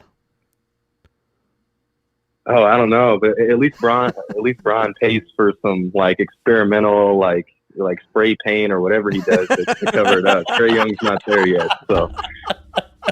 Wow. I love it. He puts money back into it. Yeah. Remember, it's $1.5 million that you have to take care of your body. So that's where 90% of that 90% of that $1.5 million goes to the hair, right? Yes. Yeah. Hey, if Brian Urlacher could do it, anybody can. That's true. That's true. Oh. So Trey, you're coming back this weekend, right? And are you prepared to get beat in golf as bad as I'm going to beat you? Are you ready for this or no? You know, I am ready because you got to know your strengths and your weaknesses, Wyatt. And in basketball, you know, it's a strength. Golf is not a strength, okay? And I would act like it is, but last time I played, I think what's it called? Double bogey pickup or something like that? Double par pickup every single hole. So it's going to be a long day as far as time and the number of hits. So it's going to be rough. That's all right, though, man. Like you said, you know your strengths. That's what matters. And, you know, if I do beat you real bad on the golf course, we can just take it to the basketball court and you can reclaim your dominance, you know? Okay, so exactly. Exactly. It always comes back to basketball. Okay, so let's just say you guys do the best 2 out of 3. Trey, you beat him in basketball. Wyatt, you beat him in golf. What is going to be the tiebreaker? It certainly isn't going to be Madden. Good question. It's not going to be Madden because I'm telling you guys right now. It does need to be Madden. It can't be Madden because I'm telling you guys right now. Trey is an insane Madden player. It's 2K. That's a pretty even field. But the last time that I won, who was I using as my point guard? Steph. Well, he was one of the guards. I did have Steph on my team. He was my 2. I was using Chris Paul as my point guard, though. Oh, so that's right. It's right. I'm not going to say that I predicted him going to the finals, but I predicted him going to the finals. Right. You have one in the finals, Trey. Oh, I have the Suns. I have the Suns. Do you have Suns in 4? Devin Booker. No, I don't have the Suns in 4. I really like Atlanta style of offense, modern. Everybody can shoot. They space the floor well. Like, they just have a lot of modern concepts that I like. At the same time, I think the Suns they have players that are healthier, and I think they honestly just have better players, to be honest with you. So you're saying the Hawks beat the Bucks? Ooh, I don't know about that either. Is that on right now? I think that's on right now. Yeah, it's on right now. It's on right now. But I think either team that wins, I think the Suns win it all. You know, Trey, I hear all this talk between Wyatt and you about Madden, and I keep telling Wyatt that I'm a beast at Madden. He has yet, in the 6 months that I've known this kid, he has yet to accept a challenge at Madden because he knows I will wipe the. I am a beast at Madden. So if you want to hit me up, the name on PlayStation is Combsy3. We could play Madden anytime you want, and I'll teach you guys how to play.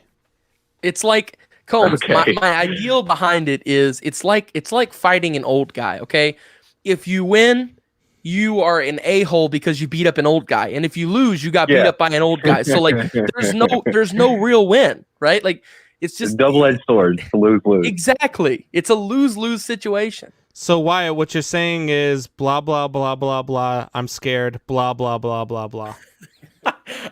how did I know you were going to say blah, blah, blah? And then I knew I'm scared was going to come. I knew in my head, I was like, he is going to say, I know it. I know. All righty. Trey, thank you for your time, man. We definitely like your insights, and hopefully you have a great season. And maybe you should start a like page on Facebook so you can, we can like it. Yeah. I'll think about it. Yeah. Why don't I will create a joint Facebook account? There you go. If anybody wants to. It'll be Trey's Trey's Kaufman-Renn and Wyatt's hair. Yeah, exactly. All right. Yeah, thanks for having me, guys. I appreciate it, Trey. Appreciate it, buddy. See you this weekend, man. Yep, you too, guys. All right, see ya. Man, guys, Trey is just I feel like he's matured the last time we talked to him. Like, Dude, that's good stuff, man. He is a lot more himself. Like, he doesn't seem nervous, or what I'm saying? Like, he seems just more relaxed, which is great. Absolutely. I think he's ready. I think he's ready. I think we're going to be able to watch a lot of Trey Kaufman at Purdue this year. So, Combs, can you go ahead and bring up your fantasy points and see if Trey is projected to get any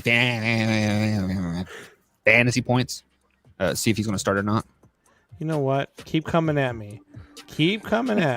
Hey, I got 3 weeks of you coming at me for no reason, and I'm not even on the show. At least I'm doing it to your face. I didn't come at you. When did I come at you? Last Sunday you said we don't have to listen to Buck's stuttering thoughts here, so we're gonna have a great show tonight. Did you not say that? But first you are not going to defend yourself tonight, Combsy, because we're going to take a quick little break. We'll be right back, guys, here on the Man Hour.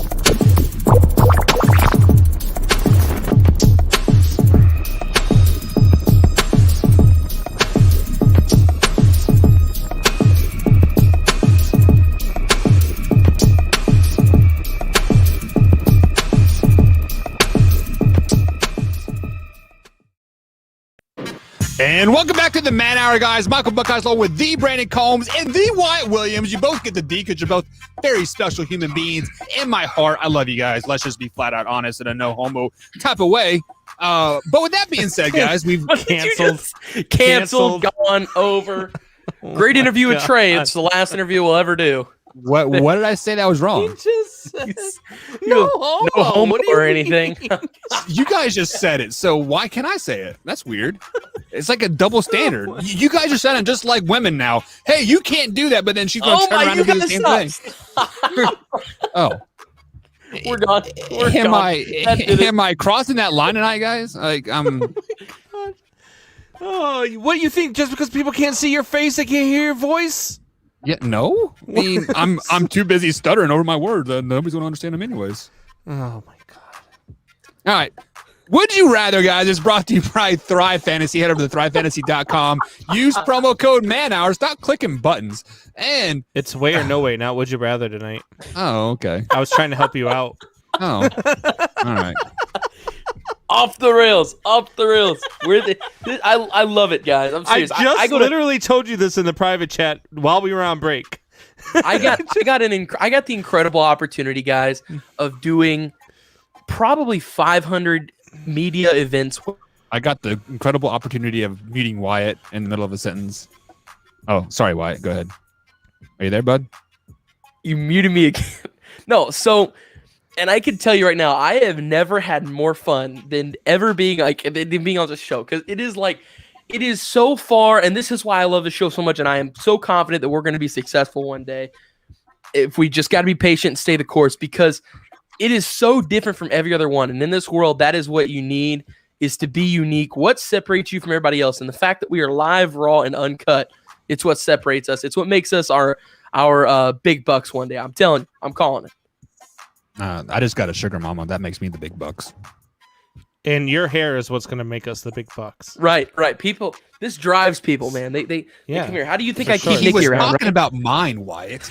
Yes. You're so self-centered. I was actually, when we were talking about Trey Kaufman's hair, and when I said, if Brian Urlacher can do it, anybody can do it. The next thing that popped in my head is, Buck, there's a chance. There's a chance for what? You could get some good hair. You could have Wyatt's hairdo. I do have good hair if I let it grow out, but it's football season. Like I told you guys this last night. Could you imagine Wyatt's hair in a dark red on you? I mean, come on. So actually, good, man. I could actually, guys, fun fact: my hair on top of my head is not dark red. It's actually blonde. So, but my beard's red. So, like, really? I'm like a half ginger. Almost there. Yeah, mixed breed. Okay, I got you. Yeah. All right, way or no way. Let's do this. All right, guys, are you guys ready? Yeah, ready. Way. All right. Born ready. We are the show that talks about all sports. All. So with that being said, with all the injuries at Wimbledon, the ATP needs to step in and force a change in the court surfaces. Go ahead, Wyatt. I'm trying to get you over there. Why it's like, what's Wimbledon? Right. No. That is one thing about me. Like, I will watch all sports in their biggest moments and stuff. Like, I love this stuff.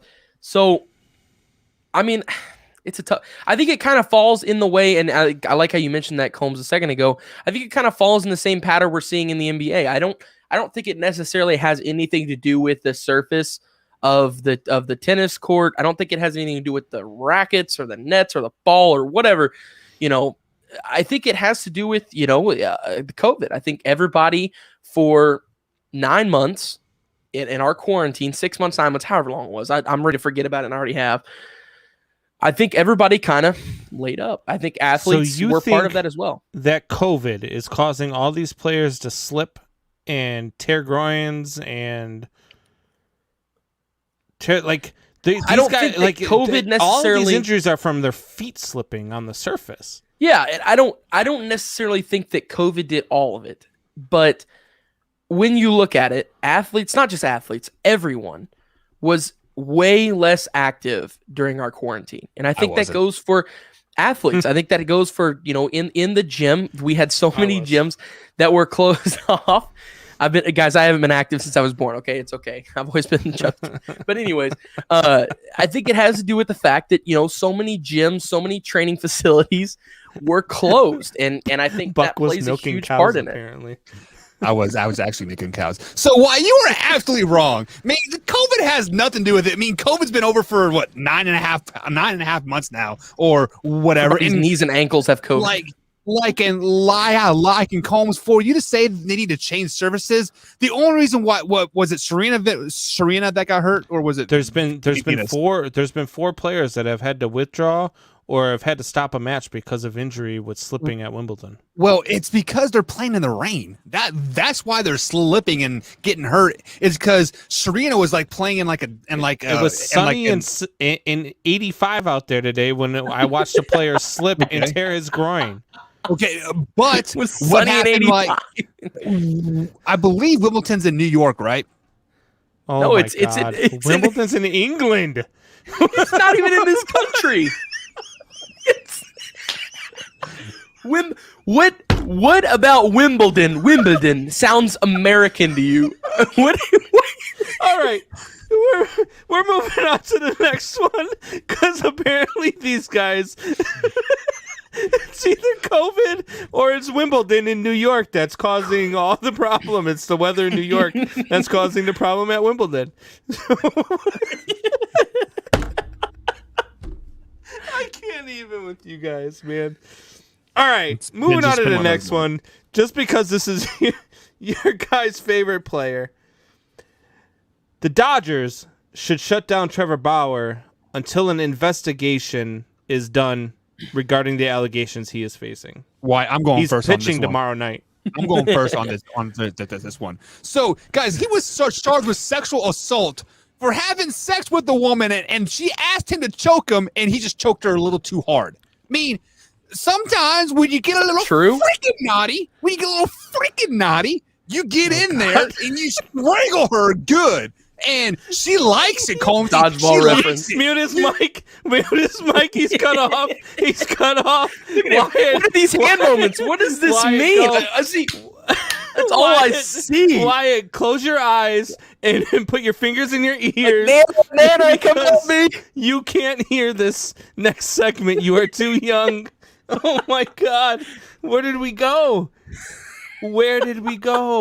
Have you guys not heard what the allegation is? No, I didn't even hear that. The allegation of sexual assault is Trevor Bauer choked her unconscious several times during sex. It was a consensual thing that some girls like to be choked like it just when you're went having wrong. sex. Why? It really compulses that vagina really, really good. Dude. You're going to be editing until 2 in the morning today. You're not even going to sleep. You're just going to finish editing and go straight to Ford Motor Company in the morning. Yeah, probably. But seriously, that is the allegation is he choked her too hard during rough sex. Stop. We've heard you 5 times. Why? How many times do you need to say it? Why? Can you say rough sex without laughing? No. Does rough sex make you uncomfortable, Wyatt? Wyatt, does rough sex make you uncomfortable?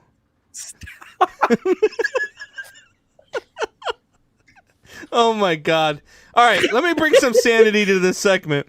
Yes, absolutely, they need to stop him from pitching until an investigation is launched. And not just... Is he going to BYU? I get something good to say this time. No, I get it. I get what you're saying, Buck, and I understand that. Get it. Been there, done that. There is somebody... the bang more bang than room. More than once. Anyway, but... Sorry. You have to have respect for the woman who is accusing him, and I get it. It might not be, real. It might not be. God. But what if you allow him to pitch, and it comes out that this was something more than what is being said? What if it comes out that this really was something where he was trying to take it a little bit far? Maybe he had something where he wanted to make her pass out, where he wanted to choke the life out of her, and wanted to see how it felt. Several times during intercourse. That's what I'm saying. Maybe it's just, it's just one of those things. I don't know. I feel like they absolutely need to not suspend him, but maybe, hey, you're going to miss the start. We're going to push you. You're going to miss one start. Give us another 5 days till your turn comes around again. And that's what we're going to do. Oh my god. You know, and I actually for once had some good stuff I wanted to say. I wasn't going to spew on about Trevor Bauer GOAT nonsense. I was actually going to say something, and that went so far sideways. My boys are very bad. Nana, you know what we're talking about. You just don't want to say it. Right. All right. What? He left the show, ladies and gentlemen.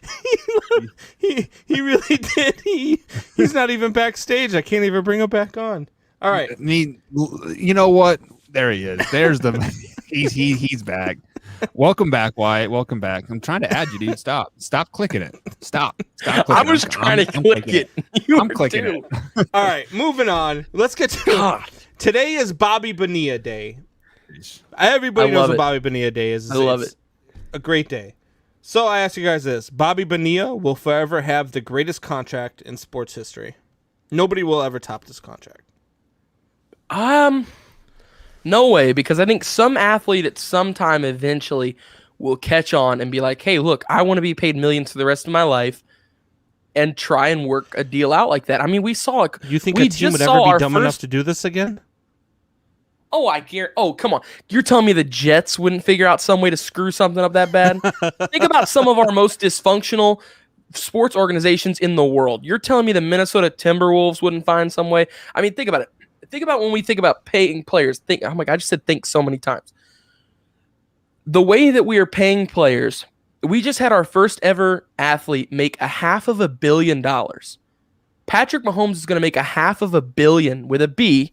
$500+ million. Mm-hmm. Is there no way at some point that we won't have another athlete be like, hey, look, Bobby Bonilla got millions for the rest of his life. He was smart with his money financially. I'm sure at some point along the way that we will have somebody. Bonilla. What did I say? Bonilla? It's Bobby Bonilla. I'm done with you guys. Sorry. Bobby Bonilla. Wimbledon's in New York. So, Wyatt, you just told me that an athlete made $500 million. Yes, you are 100% correct. But you know who has made even more money than that? There's a soccer player. No. So if you add Patrick Mahomes' money, Tom Brady's money, and LeBron James' money throughout their whole careers, it does not equal up to that soccer player. Cristiano Ronaldo. Messi is the name. Lionel Messi. Yeah. He has made more money than all three of them combined. So he is the greatest. Which is insane when you think about it. Yeah, I mean, looks like Conor McGregor is the richest one in the world. He makes what, $329 a year, something like that, if he has a bunch of fights. Messi's done it, and he's done a lot of that through. I'm talking about just a contract with a team. I'm not talking about through endorsements. I'm not talking about through all the other stuff.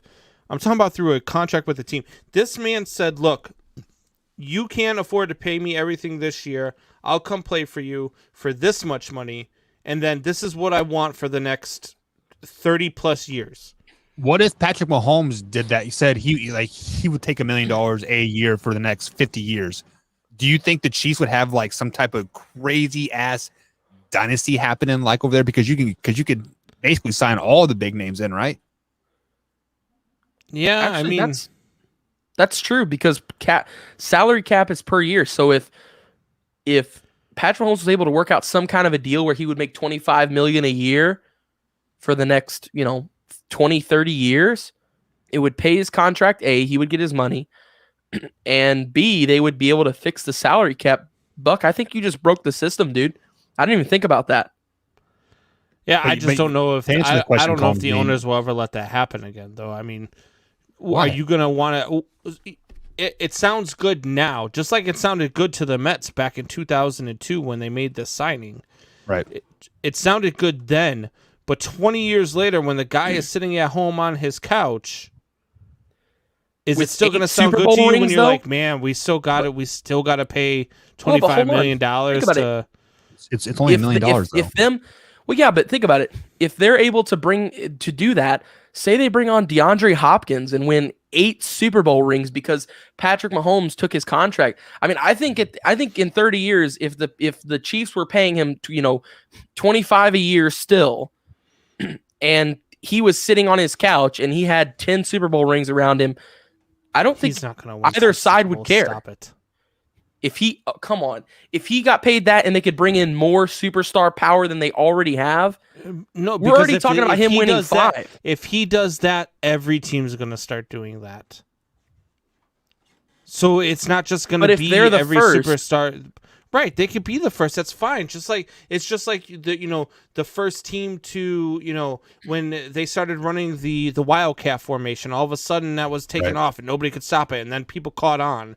So yes, maybe he might get one out of it just because of that reason. But I mean, look, the NFL, especially the AFC, is so competitive right now, and there are so many good teams, and they're so deep that it's going to be very unlikely that we see another Tom Brady like run from any quarterback in this era because of how deep the NFL really is right now.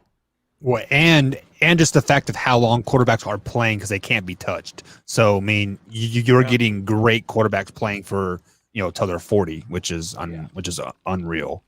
So yeah, guys, do you want to open up the phone lines because Joey's been hounding us? You want to open them up?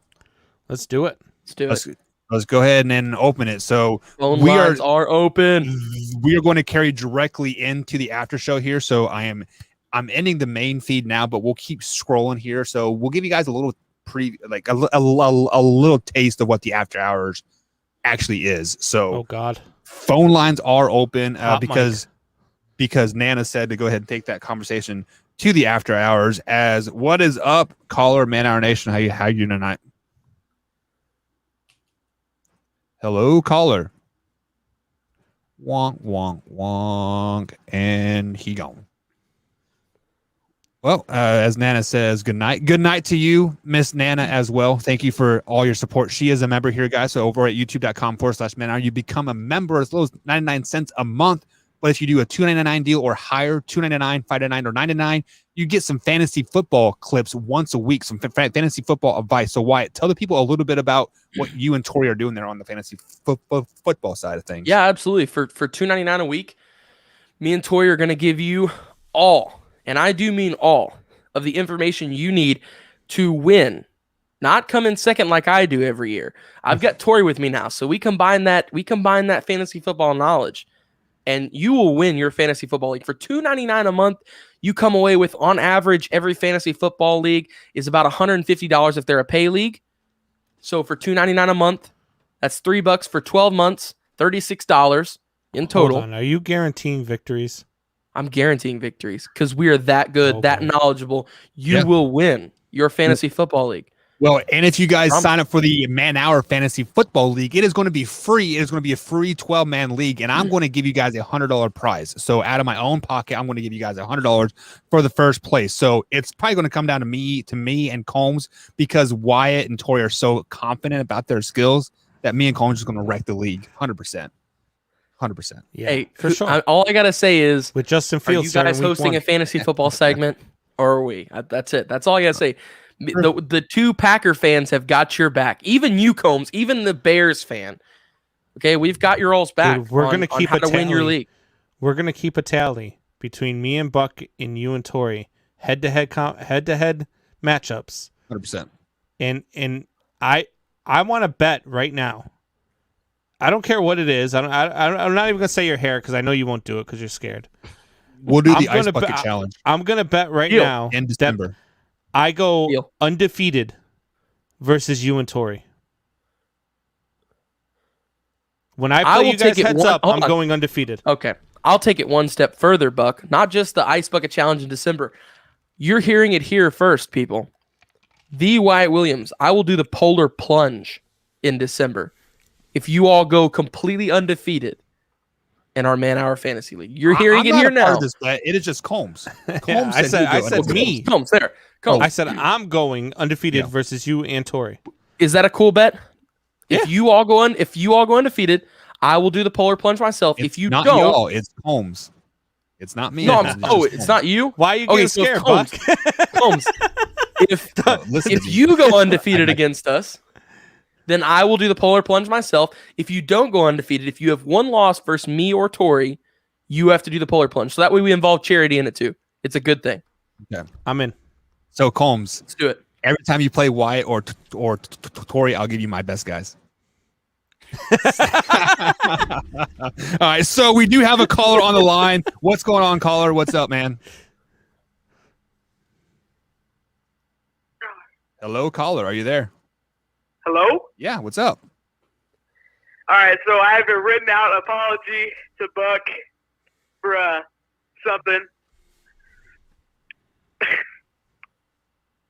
Dear person, I would like to apologize for prank calling you this week twice. It was pretty immature of me. Yeah.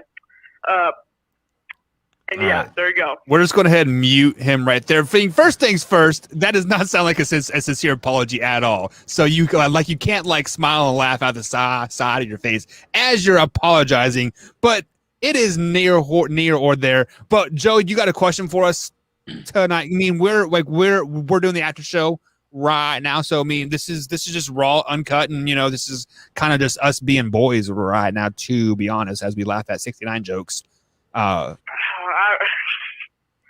I ain't got really nothing. That's all I had.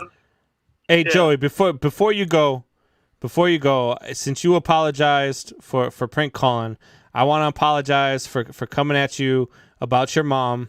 I'd like to apologize to your mom as well. So it's out there. We can go on from here, and we could just have professional talk about sports. Yeah, sure, professional. Okay. Did you say real professional? The guy that says that Tom Brady's going to be, or sorry, Tim Tebow is going to be the greatest quarterback or the tight end ever. He will. How about this? Since we do have a polar plunge bet, I will bet you a polar plunge between you and me that Tim Tebow does not get over 15 catches in the season. Ooh. No, we already had a bet that I shaved Wyatt's hair off if he doesn't play half the season. You ain't shaving my head. We did this happen. Hold on now. I don't know, man. I was not here for that. This was an after show when you weren't here. I don't think I was here. All right, Joey. You have a good night, buddy. We told him if Tim Tebow didn't, I forget what it was, but I said you have to. Wyatt won't shave his head. He's like, I'll shave Wyatt's head if Tim Tebow doesn't. Brandon, I am not kidding when I tell you this, okay?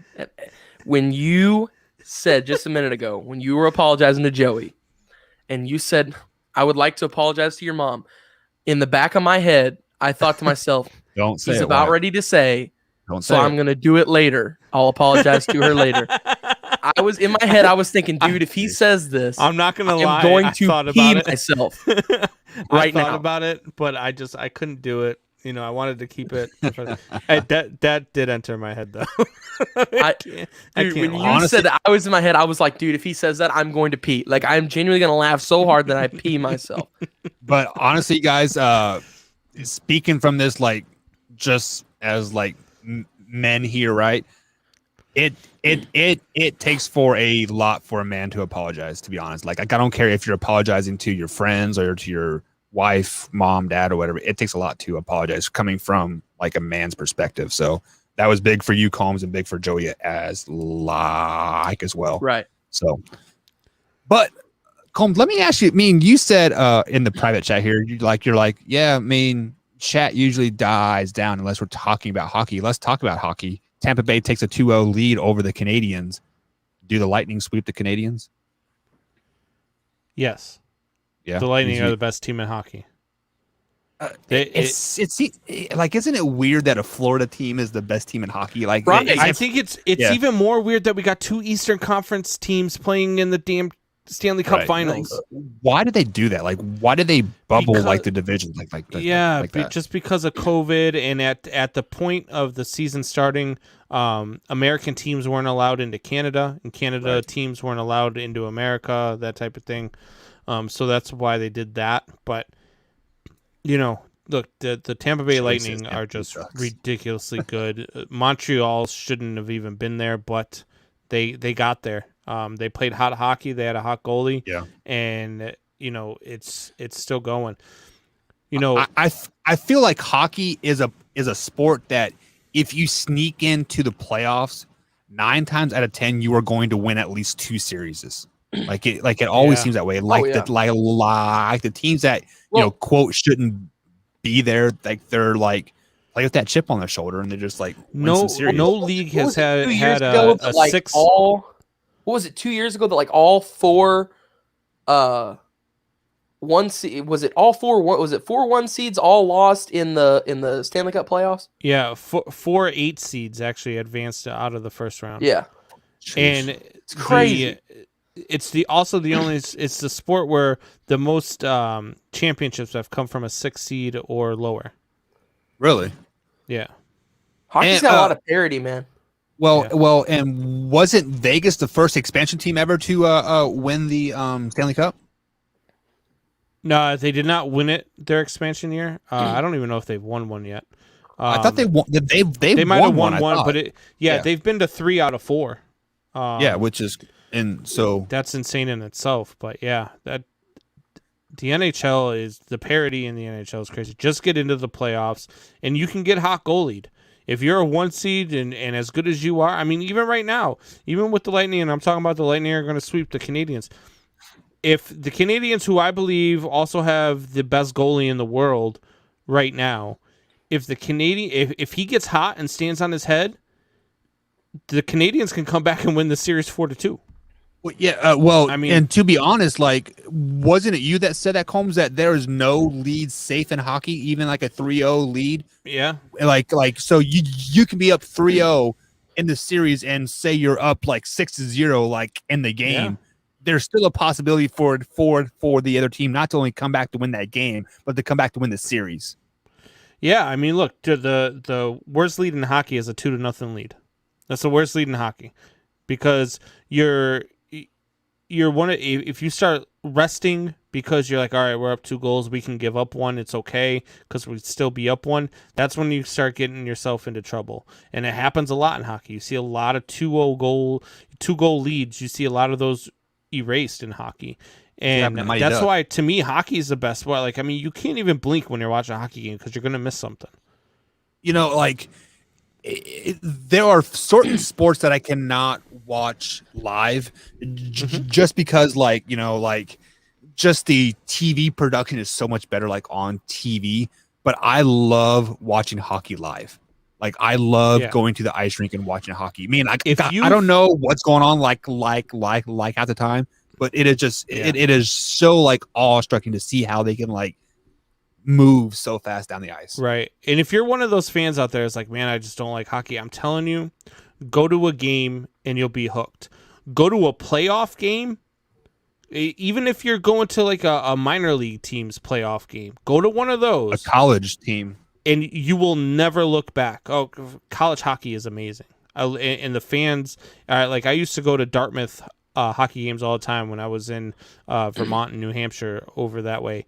And Dartmouth hockey is absolutely insane. Ivy League hockey, it was so much fun. Isn't Cornell like always top 5 in the nation, something like that? They are. Yeah, Cornell's always really good.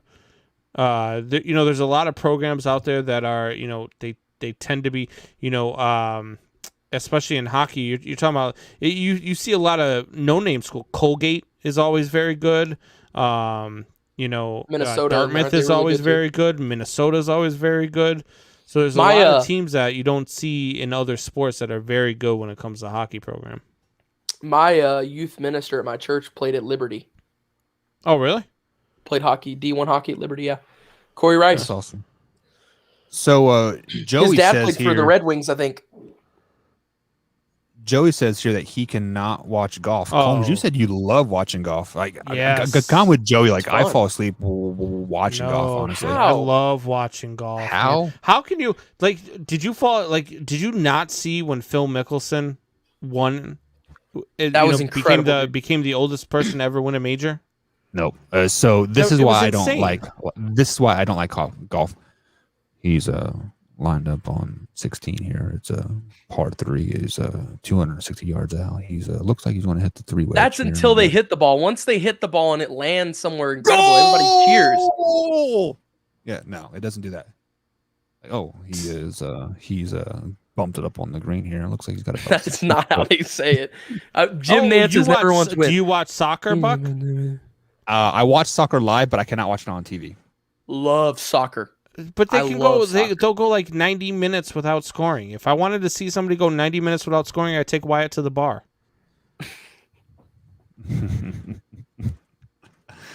Joey says it takes too long to get to the good part. Go to Combs' house and you'll be there in about 20 seconds. Oh my God. Sorry guys, I've been off the rails and I apologize. You've been wild tonight, dude. Wild. Are we still on the air? How late are you going to be editing? Yeah, we are. We're doing the after show God. right now. Yeah. Oh God. How late are you going to be up editing, Buck? Like what? 2 o'clock? Oh, minimum, easily. He's got to edit the whole show. Basically, every time I open my mouth, cut it, snip it, and smoosh you guys in there.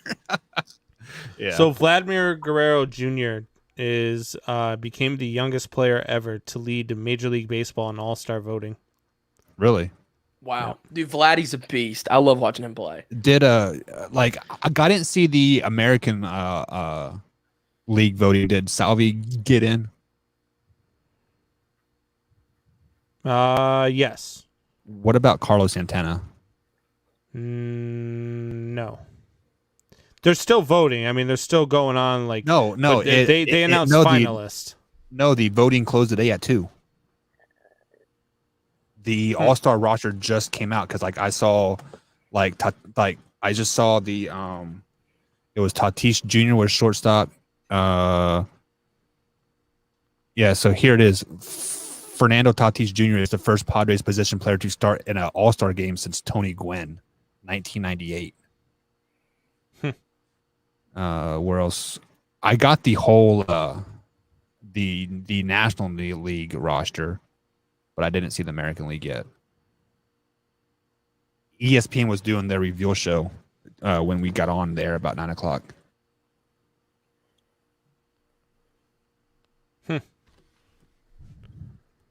I'm looking at the All-Star voting right now, trying to figure out who's in and who's not. Well, from the National League, it's pretty much all the big names that you think it is. Like I saw, I think Harper was in there, Tatis, Freddie Freeman I saw was in there. But yeah. All right, boys, you guys ready to end the after show? Ready. Always. Always ready to end the after show. All right, you guys have a good night. We'll catch you Sunday as Wyatt drops the fantasy football clip that he was supposed to record a trailer to that he never did. Imagine that. Yes, I did. Where's it at? It should be on there. It should be on there. Well I swear to God, I recorded it. Since we're still on air, let me go ahead and go over to Streamlabs and there. As Wyatt pulls out the 9 wedge, he's about 80 feet. Okay, 80 yards out so here. your American League starters, Salvi is your catcher. That's awesome. He is the only Royal as a starter. The Cubs don't have any starters. Makes his 7th All-Star appearance in 10 years in the league, and 2 years that he didn't, he was injured. So underrated.